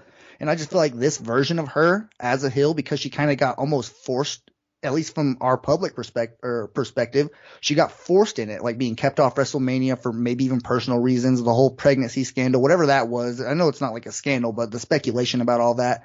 And then just being handed a bad card, like a bad hand of cards. She was not handed the best one when you look at the things that she mentioned. Obviously her dad, the whole Lacey Evans thing. She mentioned Asuka needing a tag partner. I really didn't think that one made a lot of sense. I know what she was talking about, but Asuka really didn't need a tag team partner. I mean, she wasn't the tag team champions. They were just trying to force a tag team program with Nia Jax and Shayna Baszler, but I did like it. I mean, I like Charlotte. I feel like this was turned up a little bit from her normal heel character. She was. I mean, she was taking shots saying, I am that damn good. This is why I can act like this. I mean, I am the opportunity. I loved all that. I feel like she hit it out of the park.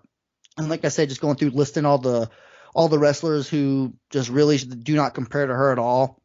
Talking about being a 13-time women's champion.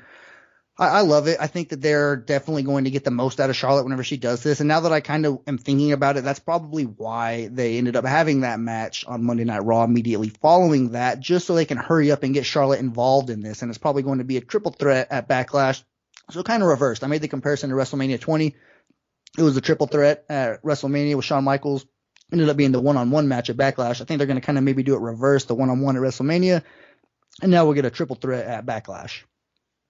Yeah, I think that's where they're going to. I don't think there's any question about it. It'll be a triple threat at Backlash, which is fine. I think that it also will save Asuka and Rhea Ripley from having to just be the focal point, and the pressure's on to not have a third stinker of a match. So Charlotte Flair being added automatically makes it a probably really good match. Whatever you think of Charlotte Flair, whether people, and she brought this up too, which was cool, that she feels, or people feel that she is in too many matches, or she's always having a championship or whatever. And I did feel that way too. I did reach a point last year where it felt like Charlotte overload. This was prior to her injury, and I'm thinking, oh my God, everywhere you turn, it's Charlotte. Charlotte's in a championship match here, or has a championship there, and it did become a little bit too much. Even as great as she is, it felt a little bit too much. And no matter who you are, you can't be seen too much, or it just starts to be really a net negative. There was like a what do you call it? Like a return of point of not a point of no return. I can't think of the word. It's like an economics term. But basically, the more you see somebody, actually, the less valuable it becomes. But I think right now Charlotte Flair is got a fresh slate. She addressed the fans. She addressed things in a way that you said kind of pulled back the curtain, and in a way that you kind of look like you said and go, was she supposed to say that? Can she say that? Obviously she did, but she made you believe that maybe she didn't. And it was to me a career-defining moment for Charlotte Flair that I think is going to be a launching pad for her, ultimately capturing the Raw Women's Championship, maybe even as soon as Backlash. I would not put it past WWE to take it immediately off of Rhea Ripley to give it to Charlotte, especially given the feeling of Charlotte lately in WWE. I really wouldn't. And yeah, there was a scandal with pregnancy and COVID and all that. We don't know what happened prior to WrestleMania, but it really was shocking when she wasn't on the pay-per-view. It's Charlotte freaking Flair, and she's not on WrestleMania, and you're like, what? But all right, well, I want to move on to the women's tag division, which consists still of just Nia Jax and Shayna Baszler running through people. At least on Monday Night Raw, they defeated Mandy Rose and Dana Brooke, well, by count out. And then this past week, we've got Shayna Baszler, though, losing via roll-up. So, to Natalya. What do you think about Tamina and Natalya as a tag team? And do you think they'll eventually defeat, maybe even as soon as Backlash, the long-standing now women's tag team champions of Nia Jax and Shayna Baszler, as we all are just waiting in the wings to see Shayna Baszler get released? Like, release the hounds and let her go crazy breaking people's arms again and get her out of the damn tag team. At least I feel like that's how most fans feel. So what do you think? I do think that they are going to win the tag team championships. I think that that's going to happen as soon as Backlash, or maybe even sooner. I mean, they are having tag team matches almost every single week on SmackDown, at least. This week they had it against Mandy Rose and Dana Brooke, where they were doing the whole Nia Jax intentionally falling down, which I thought was pretty stupid. I mean, it was just so obvious that she was doing it on purpose. But nonetheless, about Tamina and Natalya, I do like them as a tag team. But and this is where I don't want to, upset any Tamina fans here, because I will say, I mean, as somebody who has been in the business for a long time, as someone who obviously has been, you can call it underutilized, whatever, she hasn't really been that interesting. That she's never been somebody who I'm looking at as saying, wow, I really want to watch Tamina wrestle. And I will say, I mean, I went on a little bit of a rant the SmackDown before WrestleMania, just basically saying, like, Tamina's one of the worst women's wrestlers on the roster. I'll just flat out say I'm not a fan of Tamina, just really because, I mean, she's not polished at all, and she's a veteran. I could understand if she hadn't been around since like 2010, 2011, but she has, and she's never ever been the focal point. I mean, even this week, she was the one standing on the corner. You'd think after she had the quote unquote great match at WrestleMania that she would actually be, used, maybe build off that instead of being the one who's in Natalya's corner. But nonetheless, I mean, I'm not saying that she didn't deserve to have that moment at WrestleMania, but it's just one of those things that, I mean, I've heard people say before that everybody agrees, or they're tired of people having the same opinions on this show, I guess you can say. Well, this is one that I feel like I might have a different opinion, and that's just, and I don't want to speak for anybody, of course. I just think that I've heard Tamina get a lot of praise, and I will say, but they were going back talking about Tamina's performance at WrestleMania like it was Bret Hart versus Shawn Michaels, and I was just I went back and I looked and I was like, I mean, yeah, she had a decent match, but I mean, are we praising people for having decent matches now whenever they're that long? I mean, I basically just said, I mean, I'm glad that she finally had a decent match, and it kind of sounds like I'm burying her right now, and I'm not trying to do that.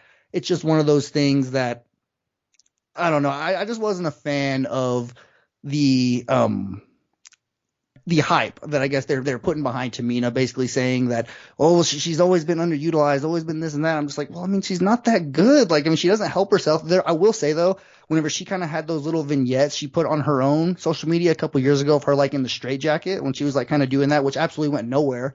I thought that maybe that was going to be some time that I was going to be interested in her, and that's ultimately where it started, and that's where it stopped. I know that obviously Jimmy Superfly Snuka's her dad. I had his action figure when I was a kid, even though I had no really idea who he was. I mean, he's a unique character with just the way he looks. So I do respect her, and I know that she's, a second generation superstar, maybe even more than that. So I do like her in the tag team. I'm a fan of Natalya as well. She was one of my favorites dating back to when I started watching again in 2014. So I do like this tag team, but I will say, without, going on more on a Tamina rant, I just hope that maybe she can put on some more decent matches, because if it's just that one and she got all this hype and the Tamina mania is what I've even heard before. So, I mean, I'm not really a fan of them making it seem like she put on a 5-star match whenever she really didn't. Mm-hmm. No, it's fair. And I think, look, there's a reason why Tamina has been not ever really showcased and that she's never been the focal point of the women's division. There's a reason why. Do I think it's because, she's maybe not as pretty? No. There is a reason. Like, you don't have an asset. If I'm WWE, I don't have an asset for that long, a decade, and go, well, I'm not really sure what we got here. No, you know exactly what Tamina is and isn't. And if at that point, you've had her, the WWE's really had her for, might be close to 10 years. It's been a long time that she's been in WWE. They know what she can and can't do. And if she starts to catch fire, it's because of the fans' respect for her longevity. I think it's really why she got a lot of the chance at WrestleMania. And I said too, and I was excited for her. I was happy for her because that was the first time ever in her entire tenure that I heard Tamina chants, ever. So I was happy for her as a person, as a performer. And I'm sure she had the night of her life, and that's wonderful. But as you said too, though, it can't be a one trick pony. You need to continue to build off this and show that you can consistently perform well, and not only that, but more importantly, on the mic, which has never really either been her strong suit. So, does this potentially, all this support for Tamina, really begin and end at WrestleMania? Does it all die there? It may. It really well may, because the fans aren't there to support her now. She doesn't have the backup of the fans. They may be cheering on their screens and all that, but WWE still controls the sound now until the fans are back, which apparently they're coming back at SummerSlam, so that'd be fun. But yeah, it could be just a whole lot of hype and people jumping on the bandwagon. I was on it to some degree too. I didn't think it was an insanely good match at WrestleMania. It wasn't, like I said, I wouldn't put it on any kind of classic list. It's one that you just go, oh, okay, cool. This is Tamina's best match she's ever had, like in the tag team. That's how I felt it was. It was her best match she ever had, but I don't think it was nearly WWE's best, even for the night. It was good. But and that's, sorry, not to cut you off. And that's one thing that I thought was kind of funny, just like laughing at myself kind of, is that Tamina's never had that kind of performance. She's never had that kind of pop from the crowd or even people chanting her name. And the fact that I said it literally the day before WrestleMania, and then she goes on to have this like crazy match and everybody's cheering her name. And Natalya even had a chance to win, and she got out of the ring and she made Tamina do the splash off the top rope to get the win. I was like, oh man, they're really making me eat my words now, aren't they? So it was kind of funny, just to do that. And I'm not saying that I'm mad that she had that moment. I'm happy for her. I want everybody who busts their ass like she does for the longest time, I want them to eventually have that moment.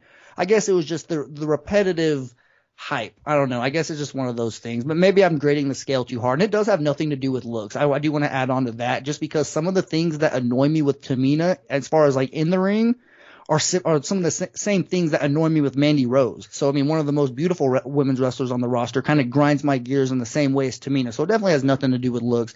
It's just strictly flavor of ice cream. I feel like Tamina's a veteran, and I don't think she's going to get any better. I think she might have reached her peak, and I could be wrong. And if so, I'll definitely admit it, and I'll eat my words just fine. Yep. No, it could very well be the case that people are just excited in the moment, and that the emotion of the moment is being overblown and the perspective of the moment is being minimized, when in fact, now that are about a week removed, we are a week removed from WrestleMania already, that we look at it in perspective and take a step back and take a breather and go, okay, well, what does this moment really mean? Was it really that good? Or was it all based on the emotion of the moment and thinking, oh my God, Tamina's getting chances. She's having a really good match, best match she's ever had of her career. Like, what does this mean? And it all could mean jack, you know what? I mean, it could mean nothing. You know, she probably will capture the Women's Tag Team Championships, and that's fine. That's fine. The Women's Tag Team Championships are at least worth more than they were a year ago. They've done a lot of work with them, and that's great. You know, they've actually built somewhat of a women's tag team division where there was none before. So I think that is a good thing for the women's division as a whole. But for Tamina specifically, does it just, you know, really live, and is it born and does it die at WrestleMania, or does it continue past the tag team and into a singles run? I think probably that's where it stops. I think people are going to have a short memory. And after the tag team win, which is inevitable, and that's great, she'll have gold, I think after that it stops. And it'll probably just back to be business as usual in the women's division. So, all right, let's move on. Not too many more things to talk about here, but let's see here. Scrolling through. Oh, well, Shayna Baszler, what do you think's going to happen with her? Are you looking forward to that tag team dissolving, assumingly dissolving, and having her hopefully go on a Shayna Baszler run that we all know she's capable of? Yes, I do. I think that they are going to lose those tag team championships the next time they defend them, probably. I mean, every single time they defend them, I'm thinking they're going to lose. Yeah. Like the last 5 title defenses, I was surprised that they didn't lose. So I do think that they're going to drop them. As soon as that happens, there's no reason for Shayna and Nia to stay together. Although I will say, the last time we talked, back in January, Shayna and Nia were like just now coming together. Or maybe they had been together for a little bit, but I remember specifically us talking about how we thought that this was going to be something that was quick. So the fact that they're still involved in that kind of is alarming, making me think that maybe they're not going to split them up after they lose the titles, but hopefully they do. And if they do, I think that there's a lot of people that Shayna can work with on both rosters. Just looking at Raw, obviously the whole Rhea Ripley thing. There's other women on the roster as well. I don't think she's ever had a run-in with Charlotte. Maybe she has. I think that she might have at a Survivor Series whenever they did the NXT angle. But regardless, I think that Shayna Baszler needs to get out of that tag team. She's so much better, or she's on a higher pedestal, in my opinion, than Nia Jax. There's so much more that you can do with Shayna. She's way more believable. She's just better in the ring. And just touching here, I think that whenever they do the superstar shakeup, I hope and I pray that it's not just a start from, mix it all up again, start from the ground and build up. I hope they leave the rosters, like for the most part, the same. I feel like they've had several different formats with how they do the draft. The best one, in my opinion, was the one with Eric Bischoff and Paul Heyman, where they were like that little spinny thing with all the balls on the inside. You pull the name out, and they would take turns picking from each other's roster. And I feel like that's a good way. I feel like another good way that they did it was maybe a couple years later whenever John Cena ended up going over to Raw, where they've just revealed one per week on each show. They kind of just made it last like a month. I remember it lasted like the whole month of June, if I'm not mistaken. Oh, yeah, you're right. Yeah. So there are ways to do it without completely dismantling the roster, because I will say, I mean, whenever I first started covering SmackDown back in October was right whenever they did the draft. So I think that it's kind of cool that they're still doing it. I mean, they've gone 6 months. I like it. I like some consistency. I like whenever somebody becomes synonymous with one brand. I think that builds, that adds to the brand split, and it makes, whenever they do go over to the other brand, it makes it mean a lot more. So I do think that if they have the superstar shakeup, I hope that maybe only one, like if they're going to draft somebody from Raw, maybe the SmackDown team, whoever you want to call it. I mean, they don't really have a general manager. Adam Pearce and Sonya Deville will probably end up being the people who do that. But hopefully they can get one, and hopefully it's Shayna Baszler, even though there are some people, and maybe she ends up staying on Raw. But I hope that one of them, I hope they split them up if that's how it ends up happening. I hope that only one of those women get drafted over to SmackDown, and that could be the way that you split up that tag team if they want to do it like that. But I did want to touch on that, the whole superstar shakeup thing. Hopefully they do it a way where you can leave the rosters, at least for the most part, the same, but you do maybe take a top guy here and maybe a mid-card guy there and just kind of switch things a little bit to freshen them up, but not completely. I think, yes, there is definitely value to, for example, keeping Roman Reigns on SmackDown, I think, is a must.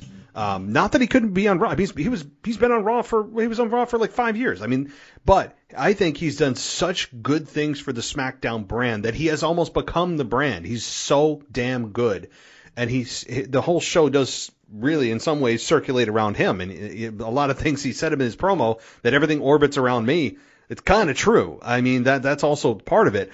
So, yeah, I think there's some value to keeping the big players like the non-tradables. I mean, I guess I'm going to fantasy football here now, where these people are untradeable. Like they have a lock on them. They cannot be moved. Everyone else is fair game. Where you have foundational pieces of those brands stay with those brands. I think Vince will probably not do that, though. I think he would look at it as, well, then people know that Roman Reigns isn't moving, and what do they care? People want to see big moves, damn it. And I would argue, differently, that, the draft doesn't need to be this big hurrah. It can be more of a subtle thing or drawn out. Like you said, I remember that with John Cena, and it was drawn out for weeks, and it was exciting because you didn't know who the hell was going to show up. There are ways to do it beyond the silly war room crap that they did a couple of years ago. And some of the draft rules that they have now, I'd like them to actually stick to those draft rules, meaning you cannot go over to the opposing brand unless you strictly adhere to the quarterly invitational or whatever. But we get no explanation, and I'm just giving up on them ever sticking to their rules, and we're all supposed to not care. But any final thoughts on that before we continue on here? Yeah, I'm glad you asked. I want to throw in just a quick little story here, just to explain to you kind of how important the brand split is to me, and how invested I am in that. I can remember literally in the 4th grade being in school, we had a homeroom class, right? The class we didn't go to math, science. We were all in one class for the whole day. So, and there was 30 of us, and the way the teachers had the desk split up was 15 on one side and 15 on the other. And I literally had my entire class knowing that one side was Raw and one side was SmackDown, and that's just how it was. And some of them didn't even know what the hell I was talking about. They didn't even know what wrestling was, but they knew that that's the side, they were on either Raw side or on SmackDown side. So that's kind of, I've always loved the brand split. Whenever they brought it back a couple of years ago, I was extremely happy. That's how wrestling is done right. I love the brand split. I love whenever they did it back in the Ruthless Aggression era. I feel like that's when WWE is the most structured. Just looking at, I make a lot of references to the 2003, 2004 time frame. That's just kind of my shtick, I guess you can say. But if you just look at that from WrestleMania 20, like I said, they had Backlash the next month, and then Judgment Day was in May. They literally had 8 weeks between WrestleMania and the next SmackDown pay-per-view, because no SmackDown people were going to show up on Backlash. It was a Raw pay-per-view. It was extremely rare if something like that happened. And I just feel like that element is gone, and it's so valuable. And if you can do it right, it just adds so much to the product. So I really hope that at some point the brand split can mean it could just be more legit, I guess I could say. I'd really want to see it go back to what it used to be. And the number one thing they need to get rid of is the Survivor Series format. That's you are taking the sovereignty of and the meaning of the brand split and just throwing it out the window for the sake of what? Trying to sell a pay-per-view on your network for people to think they're going to care about brand versus brand, which, by the way, newsflash WWE, no one cares. No one's loyal to only a single brand. It's not a thing, okay? People don't go, screw SmackDown, I only watch Raw. Nobody does that, right? There's this made-up rivalry at times, although they've lessened it in the last year, of this brand rivalry that we're all supposed to care so much about, yet it's all in the same company.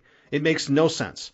And for them to, on a yearly basis, bring out the Raw versus SmackDown, and they skipped NXT this year in the Survivor Series, but for them to just formulate these matchups simply for formulating them to, it's a crossover, the only time that Raw and SmackDown go head-to-head, which, by the way, that's also a crap line because, Royal Rumble, they also face each other, not one-on-one, but they do face each other head-to-head. WrestleMania, often crossover matches. Don't give me the once-a-year stuff. But look at what they did this year, ruining Drew McIntyre and Roman Reigns. For what? Well, it was Randy Orton and Roman Reigns originally. That would have been awesome, and yet they went with Drew McIntyre and Roman Reigns. I would have kept them the hell away from one another for what, an exhibition? That's all Survivor Series is an exhibition now. Out of all pay-per-views all year, I cannot now stand, and that's sad to say because Survivor Series has provided so many great memories for me in the past, but they've turned it into a complete joke now with the brand split really just defiling the brand split in one single pay-per-view for matchups and results that don't have any consequences at all. So I'll leave it at that. Yeah, I think that's funny. And just going off of WWE's format, just joking here, I think that it's if we go off their rules, even though we're talking now and we'll likely talk before we get to Survivor Series, at least we can go ahead and say that this is the one time a year that the Raw host and the SmackDown host are going to be together. So I just think that maybe if anything, we can use that promotion like they do it. Yeah, that's true. That's true. And at least we're being honest with our rules here. I mean, you and I are, we're quarterly. Well, we could actually go with the quarterly invitational because we talked 3 months ago. So we are on the quarterly basis. We're sticking to our own rules. So, man, oh God. All right. Anyway, all right. I do want to move on. New Day defeats Elias and Jackson Riker on Raw. I mean, not a whole lot to talk about here, but I did want to just quickly touch on New Day, and they seem to be kind of fading a little bit. I know AJ and Omos are now the Raw Tag Team Champions. I'm happy for them, but where do you think that really the Tag Team division, I guess, is the general question? New Day and Elias and Jackson Riker and, of course, AJ and Omos. Where do you see everything? What's your opinion on everything right now in the tag team scene? Just kind of comparing it to like a vehicle or like a shop where you're fixing up a vehicle. Like, you know how you can walk in there and you can kind of tell, like, maybe the hood's popped, the engine's still in there. You could tell maybe they're just changing the oil, maybe changing the headlights, something like that. Not a big fix. Well, when it comes to the tag team division, and you could maybe, I mean, that's a little bit more organized on SmackDown, but mainly on Raw, it just looks like, you know, the engine's out, there's tools everywhere lying around. It looks like you have a big job ahead of you. You know, it looks like there's not going to be an easy fix here. And I think that's kind of what's going on. It's just a mess. There's really nothing that you can actually sink your teeth into, because whenever the New Day were holding the championships, I mean, for the past like 3 or 4 years now, anytime they hold the championships, it's just like, all right, well, the championships, you know that they're not going to mean anything, but they're on somebody who, I mean, they're going to get featured on the show at least once a night. So whenever they're on the New Day, you know you can't really take them serious. Now that they're on AJ and Omos, and were they featured on Raw? I don't know if I even saw AJ on Raw. I might have missed him. I didn't see him. I don't. All right, so that's weird. That's weird. They don't have the tag team champions, but they have the team that lost fighting a team who is Elias and Jackson Riker. So I mean, it really doesn't make a lot of sense. I actually forgot that AJ and Omos won the championships because they weren't on Raw. So I think the tag team division needs work. You know that Vince and creative in general, just they don't value it. They don't take it serious. So it's hard, even though I love tag team wrestling.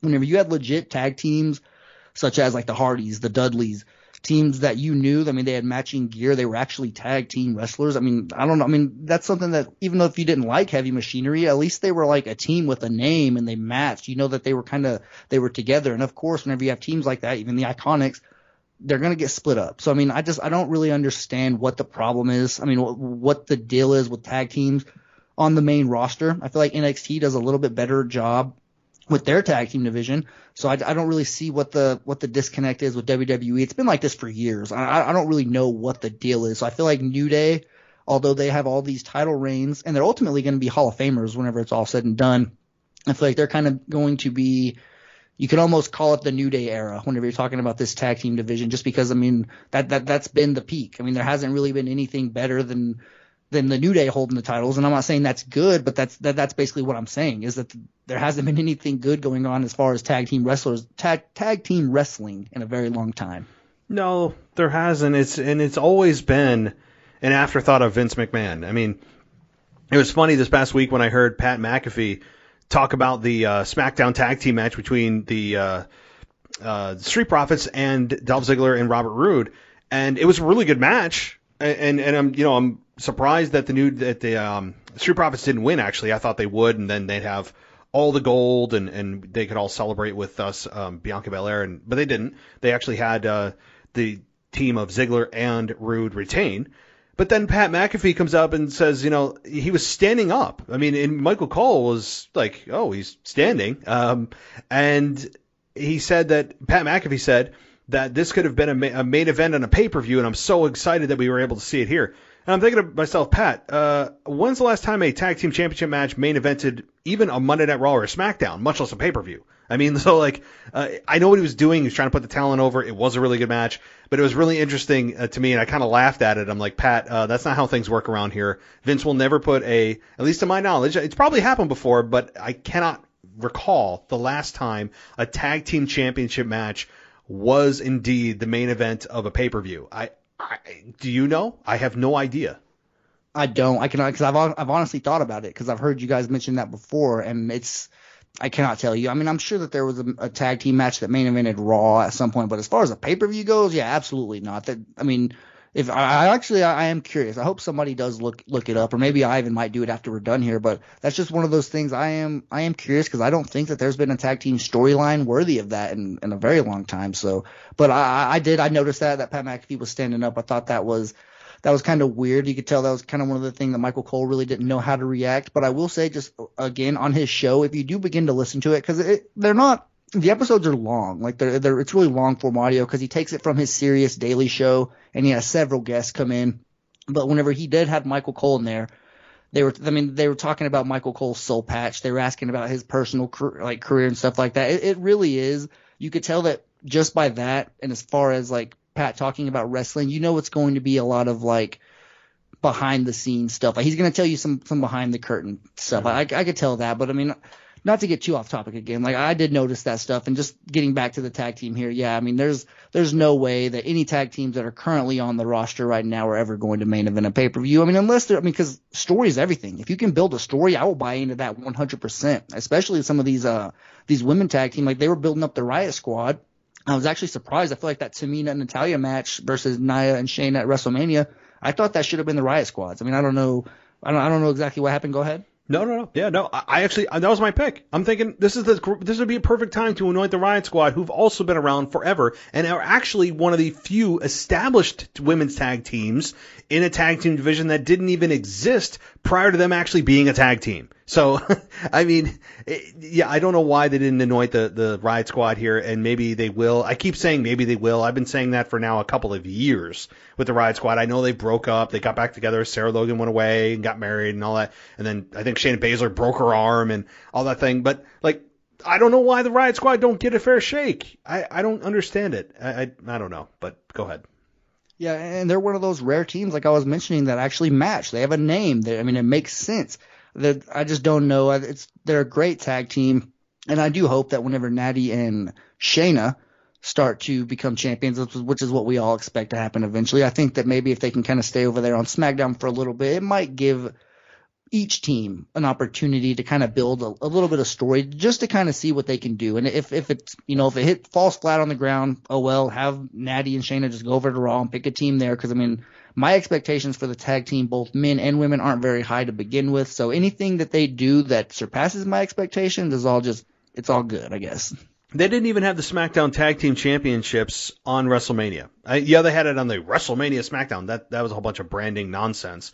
It's on SmackDown. They did not have the SmackDown Tag Team Championships on WrestleMania. It made no sense. That tells you again where WWE, where Vince views the tag team divisions. I mean, you don't even have one of the major tag championships on the damn pay-per-view.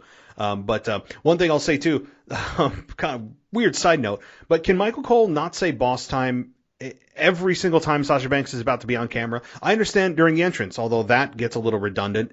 It reminds me of him constantly saying big dog when Roman Reigns used to come out when he was a babyface. But even before Sasha's interview, that actually didn't turn out to be anything other than her being so angry she couldn't formulate words. So he had to say before the interview that we're about to go to Sasha Banks, and she has some thoughts or whatever on the losing the SmackDown Women's Championship, and he said it's boss time. I'm like, you don't have to, like, before the interview, like, I don't know, is he trolling the fans at this point? Like, I would actually love to ask him, are you just trolling fans because you know that fans are just like, dude, like, you have to say it's boss time every time? I don't know. Maybe it's me. I do think that at this point it probably is trolling, especially, with both Big Dog and Boss Time, because those seem to be the only two that he's really stuck on for this long, and he just will not get off of them. And I've actually noticed too, actually more distracting than both of those to me is, have you noticed how much he emphasizes the W's when he says WWE? Like, it's actually pretty crazy. Every single time he says it, for the past years, he never even slips up. It's like WWE. Yes. He emphasizes it. The way he says it, it's not W, it's W. Yes, he's done that forever, and I don't know how he does it, and he doesn't slip. To me, that's more. It's more work that my mouth needs to do to try to pronounce W, because people say W, not double U, but he does it. I don't know. Yeah, I've noticed that too, and now everyone that has never heard that will never hear Michael Cole say WWE the same way again. because now we can't unhear it. But yes, I hear you. I don't know. That's just the way he pronounces it, I guess. Oh boy. All right. Well, what about John Morrison and The Miz defeating Damian Priest in a 2-on-1 handicap match this past week on Raw? Again, I know we're talking about tag teams here, but they defeated Damian Priest. I thought Damian Priest was actually going to overcome, but he didn't. I guess The Miz and Morrison needed every ounce of help they could get, including the help from Maurice. I guess this is going to lead into a Miz versus Damian Priest match at Backlash that unfortunately I'm not going to really care a whole lot about. But what did you make of this and the return of Maurice to really promote Miz and Mrs.? Yeah, I don't know. When this kind of happened, I just kept thinking, man, Damian Priest he's walking down the footsteps of Baron Corbin. I mean, and that's not good. I mean, even losing to The Miz and Morrison, just being involved in this, even after the whole Bad Bunny thing, and then taking the loss. And I will say, I know that the intention was to make it seem like Maurice was the one who like helped Miz get the win by holding down his foot. But if you actually watch that, she got her hand up there really late. Like the referee was already going down for the third count, and she had it on there for maybe a second. I mean, his foot were on the ropes nonetheless, so it wasn't a clean win, but I know that they were trying to make it seem like Maurice was the main reason why.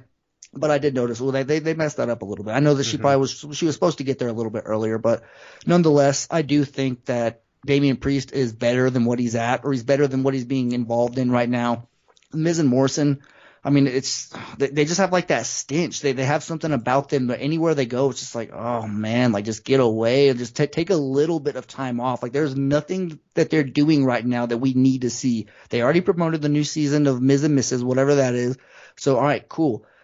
We have what we need from you. So I do not need to see them right now, especially, I mean, if there's nothing, if they're not doing anything in the tag team division, they're not going to split up and go on singles runs.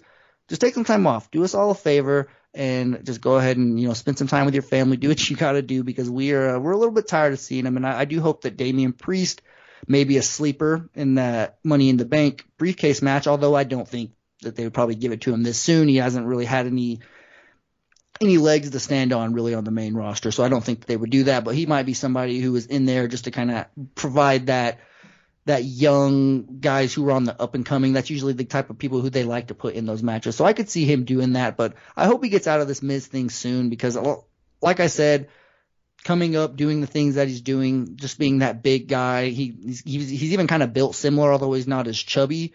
He's just walking down those Baron Corbin footsteps, and that's not a good path to follow if you want to be a successful wrestler on the main roster. He does have yes, I'm with you on that. And I'm not body shaming anybody. Look, they're in better shape than I'll ever be. But yeah, I'm with you on that. And it does feel like he does have, all of them have just the scent of WrestleMania on them. That again, Bad Bunny certainly outperformed everybody. And credit to him, I buried his ass for weeks and weeks and weeks. He was, to me, I think character-wise, was still extremely unlikable. I will 100% stand by that Bad Bunny was one of the most unlikable celebrities to ever come in WWE, yet we're told we're supposed to cheer for him. That said, I think that he overperformed, overachieved, just raised the bar to an unreachable level for the next celebrity to come in and be able to, reach that level of performance at a WrestleMania if they're involved in a match. I mean, he blew the bar completely away, and credit to him. And he busted his ass clearly to figure out a way in his schedule to be able to get to a level he wanted to be at. It was awesome. So credit to Bad Bunny, but the storyline is still there. Like the remnants of it are still there, minus Bad Bunny. And I think that given that we're at WrestleMania Backlash, that it's going to have a lot of WrestleMania rematches or kind of rejiggering, but it's the same story because it's WrestleMania Backlash. The title tells you that it's going to have to be a lot of kind of repeat matches in various different forms and fashions.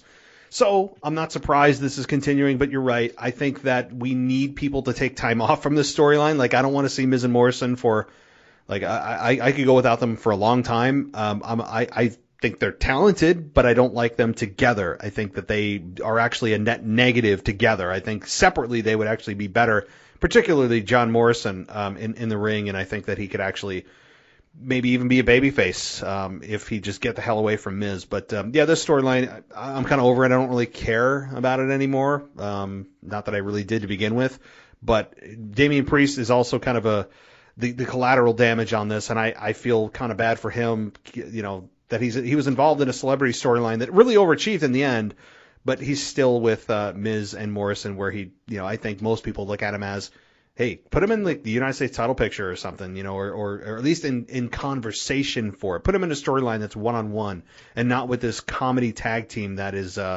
really embarrassing at times, at least in my mind. But any thoughts on that before we move? Yeah, I will say, like you said, Morrison would definitely be the more interesting if he had a singles run. And even if he wasn't even in ring, which he's very talented in the ring, obviously he still looks like he's in his 20s just with the way he's built. He's crazy, so, yeah. So, I mean, I do know he'd be more successful. But, I mean, even back when he was just Johnny Nitro, Johnny Morrison, whenever he was Eric Bischoff's right-hand man, not this, I want to be funny, I want to be relatable and just be an annoying heel. But whenever he was actually serious, he was actually kind of that a-hole version of Jonathan Coachman whenever he was the right-hand man to Eric Bischoff. So it's kind of just he can do that. I mean, I feel like that's what he's more capable of doing. And if you want to have him, have some fans. I mean, no one really likes him. No one even takes him serious whenever he's paired with The Miz. And I know they probably have chemistry just being a tag team. They're probably comfortable together.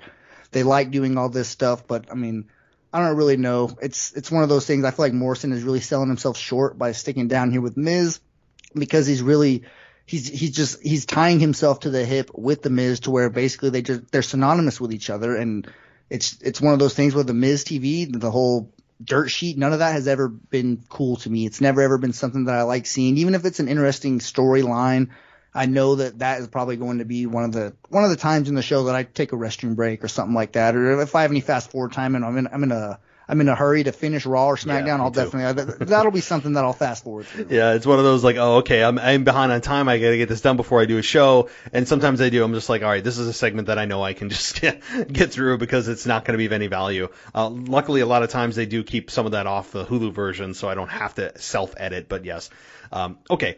Kevin Owens, Sami Zayn. This story is continuing as Sami Zayn faces Kevin Owens, but Sami Zayn gets counted out. Kevin Owens eventually drops him with a stunner, and this storyline does continue as Sami Zayn and his obsession with and belief that there is a large conspiracy going on against him is, I'm a big Sami Zayn fan. I mean, I know some people are finding it redundant, whatever, but I like what he's doing. He's growing his hair out, his beard out.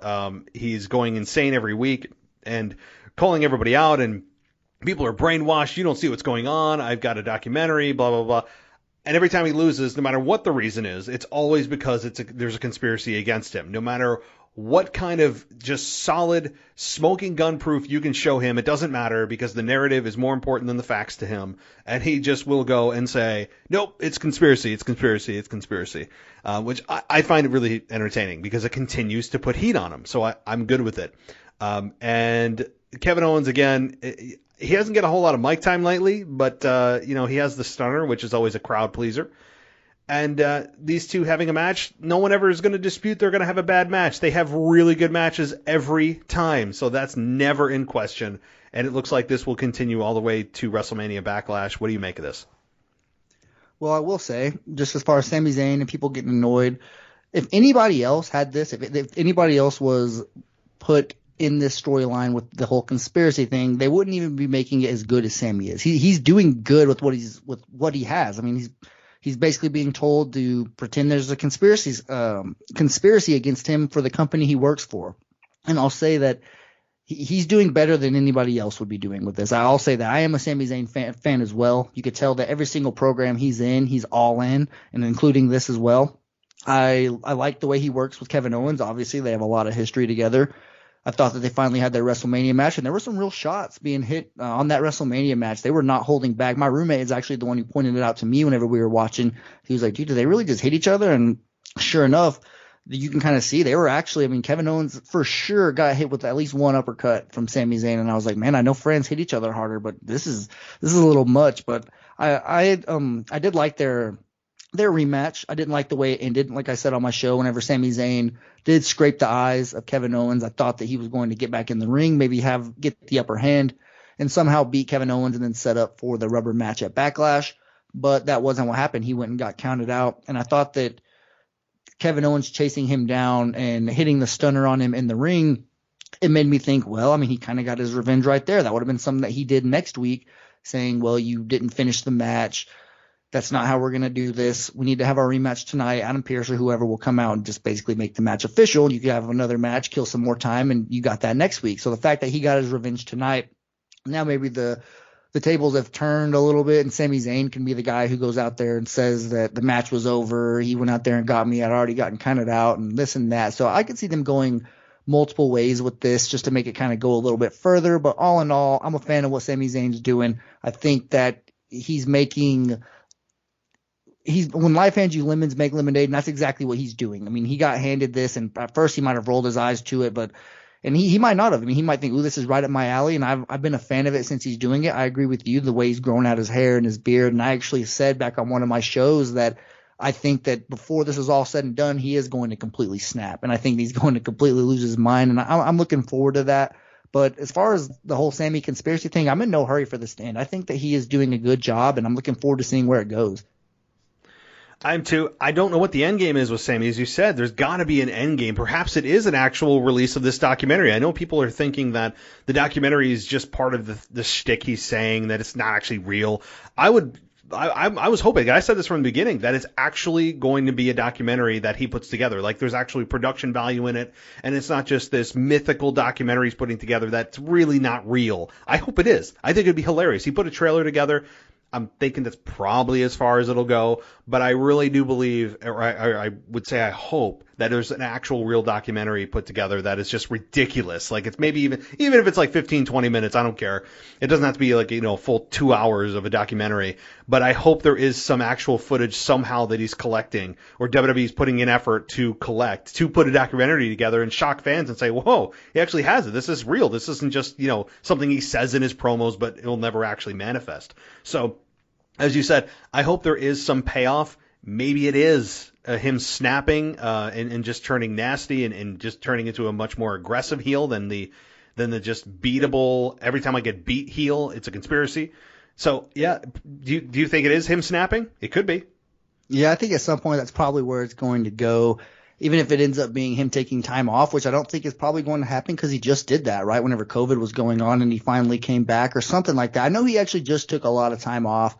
And for some reason, I can actually remember pretty vividly whenever he came back, he was showing pictures of all the places that he went and how he wasn't really worried about wrestling and he was actually enjoying his life. And that's ultimately what led to him basically becoming a heel. I'm not sure if he did all that during COVID. I can't really remember. Yeah, it might have been before. Yeah. It was. Okay, awesome. Yep. Well, yeah, so I think it might be too soon for him to take another time or some more time off. And he's too valuable. I mean, honestly, I don't want to see him take time off. Even if he stops doing this, there's something that he can do. Like I said, he makes gold out of almost everything you put in front of him. So I'm a fan of it. And if it does end up with him snapping, I think that's going to be an entertaining segment. I'll definitely look forward to that. It'll probably be on like a KO show if it's still involved with Kevin Owens. But nonetheless, I think this is going to end with Sami maybe ending up in what's the jacket? The straight jacket, I guess that is, just that they put on the lunatics. Yeah, straight jacket, yeah. It could be. Yeah, and he gets administered into the the local facility. Yeah, it could be because there has to be a payoff. He can't just continue with this forever and not have some kind of end with this. So, yeah, I'm looking forward to it. I hope that Sami Zayn doesn't take time, though, because as you said, when he wasn't on SmackDown, I was not there was a hole there for me, and I liked what he was doing with Cesaro and Shinsuke and really Braun Strowman, if you remember when he was the Intercontinental Champion, and Braun Strowman couldn't get his hands on Sami Zayn, he just always eluded him. I was really sad that they never actually followed up on that, because that was something until COVID hit. I was a big fan of that storyline, but okay, Rey Mysterio versus Otis. Otis, I guess, is a heel because he is with what's his name? I can't think of it. Chad Gable. Yeah, Chad Gable. He's with Chad Gable, and now he's a heel because also he has a big size difference between him and Rey Mysterio. Rey Mysterio does defeat Otis, however, via a very creative roll-up. And I don't even know what to say about this. Like, Rey Mysterio is kind of a legacy star at this point. You don't have a whole lot of expectations for him. But Otis is newly, freshly turned heel, at least in the last couple of months. So what do you make of any of this? I mean, I like what Otis is doing now more than what he's done in the past. I mean, I wasn't down on Heavy Machinery by any means, but with what he was doing with Mandy, I feel like that got kind of annoying quick. But as far as this match goes, just with Otis versus Rey Mysterio, this was actually probably the down point, the lowest point of SmackDown. I even wrote down on my notes. I mean, it was like a 4-minute match. There really wasn't anything to it. I was impressed that Rey Mysterio didn't jump on his son's back on the way out to the ring. That was like the first time he didn't do that in God knows how many weeks. I thought that maybe that they were going to just do that every time. So I almost put that in my notes, but I didn't. But other than that, I mean, I feel like this is that they're not going further with this at all. I mean, if anything, it just shows that Otis is still, I mean, I don't really know, honestly, because I mean, obviously he's a heel. He's not a good guy. So I think that him being with Chad Gable, eventually, I'm not sure if that's a true tag team though, considering that Otis is more, or Chad is more of his trainer. They are teaming together, and I kind of miss the angle that they were taking where it was seeming like Chad was giving him bad teachings. Like every single time Otis would do what Chad would say in the match, Otis would end up losing. And Chad would blame it on whatever. I thought that they were going to go with that type of approach, and I was kind of looking forward to it. And now they're kind of they don't really have anything. They're not getting any mic time, anything like that. So it's kind of hard to judge where they're going with this. But I will say that, I mean, as long as Otis is doing something other than having Mandy Rose be his girlfriend, I think that he's going to be in a little bit better of a situation. Yeah, no doubt about it. I mean, that was, no question that, and that was a storyline I think going through last year's WrestleMania, and he finally won the girl and all that kind of thing, and that was probably the top of Otis's career before it came crashing down after he won Money in the Bank last year, and that was, that to me was the start of the end of it. So, what I feel like I'm missing something here. I was going to say something. Apollo Crews and Commander Aziz, also known as Dabba-Kato, although we weren't supposed to know that when he appeared at WrestleMania. So, well, I guess I'll ask you about that, Apollo Crews and Commander Aziz. They just had a promo. But anything else that you wanted to comment on? Just the Nigerian Nail, if that's really going to be his nickname. I said this also. I know I've probably said that a lot, just covering some of the things that happened on SmackDown. Is just, I think that if they're going to have that be his nickname, I almost wish they would have done it. I don't like when people give themselves nickname. Like even Rhea Ripley, she said on Monday Night Raw that this is the brutal new order. Like, so I guess she's trying to reference her title reign, and she'll probably start saying that a lot. You could probably expect some merch being made that has that on it. I kind of thought the same thing here with the Nigerian Nail. And I'm just more of a fan whenever nicknames happen organically. Like if somebody gives you a nickname or if it just sticks, like Stone Cold Steve Austin, you're never going to, I mean, you could say Stone Cold and everybody knows exactly who you're talking about. So it's just kind of like that. And then just talking about Commander Aziz, I mean, he was a draft pick. I mean, he literally got drafted. Whenever that happened, I was like, okay, they're going to have plans for this guy. And other than Raw Underground, you never saw him again. And giving him a new name, having him switch shows ultimately because he was drafted to Raw. So switching shows, now coming over to SmackDown, being Apollo Crews's or the Nigerian Nail's right-hand man, his commander-in-chief, I guess you can say, whatever he is, because his costume needs a little bit of work. I will say that. Outside of that little jacket that he has, I mean, it literally looks like he went to a Halloween store and bought like a little outfit. So that needs a little bit of work. But maybe they've kept him off the screen, maybe touching up his in-the-ring stuff. Because he is a big guy. It's going to be tough for him to be nimble and do all the things. I mean, his floor is probably going to be somewhere like his ceiling is going to be somewhere like Braun Strowman. But, I mean, it's hard to really see, what they're going to do with him because they just changed his name. He's going to be, we know he's going to be Apollo Crews' lackey, his henchman, his main guy, but I don't know if it's going to be anything more than that. If he's going to, have a name for himself other than, Commander Aziz, if he's going to do anything on his own, because you can do that. Like I remember specifically whenever Tyson Tomko was Christian's henchman, his bodyguard, his right-hand man, he was still involved in one-on-one matches on his own. And not that he would do storylines that strayed away from Christian, but he was still his own wrestler. He was still doing things. So I don't know, I guess, if Commander Aziz is going to be more the almost just that big figure outside the ring who will help him whenever he needs to, or if he's going to actually get involved in the ring. The fact that he debuted and interfered in a match at WrestleMania does kind of make me think that they're going to have a little bit more in store for this guy than maybe a guy like Almost, but I'm not really setting my expectations too high because, I feel like they kind of fumbled the introduction. It's too soon. We knew the guy's name. Diehard fans knew who he was, so it's just one of those things like, man, I hate how stupid WWE thinks we are sometimes. And the announcers did the same thing. They just, they're like, who is this? Even on WWE's Twitter page, they put in big caps, who is this man? And maybe it was you. Somebody sent it to me on Twitter. It's like a big draft, or round 5 of the draft. I'm like, Dabba-Kato. I'm like, hey, WWE, FYI. I mean, like, it was just insane that they were, just completely disregarding the fact that he had another name. But I also, at the same token, I understand why they can't say that he's Dabba-Kato. That's Dabba-Kato from Raw Underground. Well, number one, Raw Underground died. Number two, they are going to give him a new name, so why would they say he's Dabba-Kato and then the next night on SmackDown or whatever, he's now Commander Aziz? Like, I understand the barriers that they'd have to cross in order to, overcome the recognition that, it's Dabba-Kato. So I get why they ignored the name. It's also just kind of like insulting his fans to go, no, that's Dabba-Kato, So, all right. Was there anything else, Michael, before we wrap things up? No, I actually think we covered it all. I got to touch on a lot of those Raw things. I got my Tamina rant out of the way, so I think that we were able to touch on everything this week. Awesome. Well, it has been such a pleasure to have you on. Let's make it a little sooner than 3 weeks. Although if we do, then we'll be violating our draft our draft structure and our rules. So maybe we have like a monthly invitational instead of a quarterly, and that way we're staying within our own rules. But do you have any social media or anything that you'd like to share with our listeners? I know that you do, of course, a SmackDown review show every single Saturday morning is usually when it goes up. But anything else that you want to share? Follow me on Twitter at Michael5Ritter on Instagram on Instagram at MichaelRitter5. Sorry, I kind of gave my normal intro there, but yeah, you can follow me on those places, and also check out my Football Function podcast. It's just getting started, but we're gonna have another episode on Wednesday. Every Friday is whenever these episodes are published, and up until football season, I'll definitely be able to come on whenever, and even during football season, I can be a little bit flexible, and we could definitely make it happen. I love coming on here and talking with you, man. It's always a good time. Absolutely. It definitely is. And, the whole football thing, you're way more knowledgeable than I am. I just, like I said, I'm more of a fantasy guy. I'm a Giants fan. Obviously, I live in New York, so that's not a big surprise.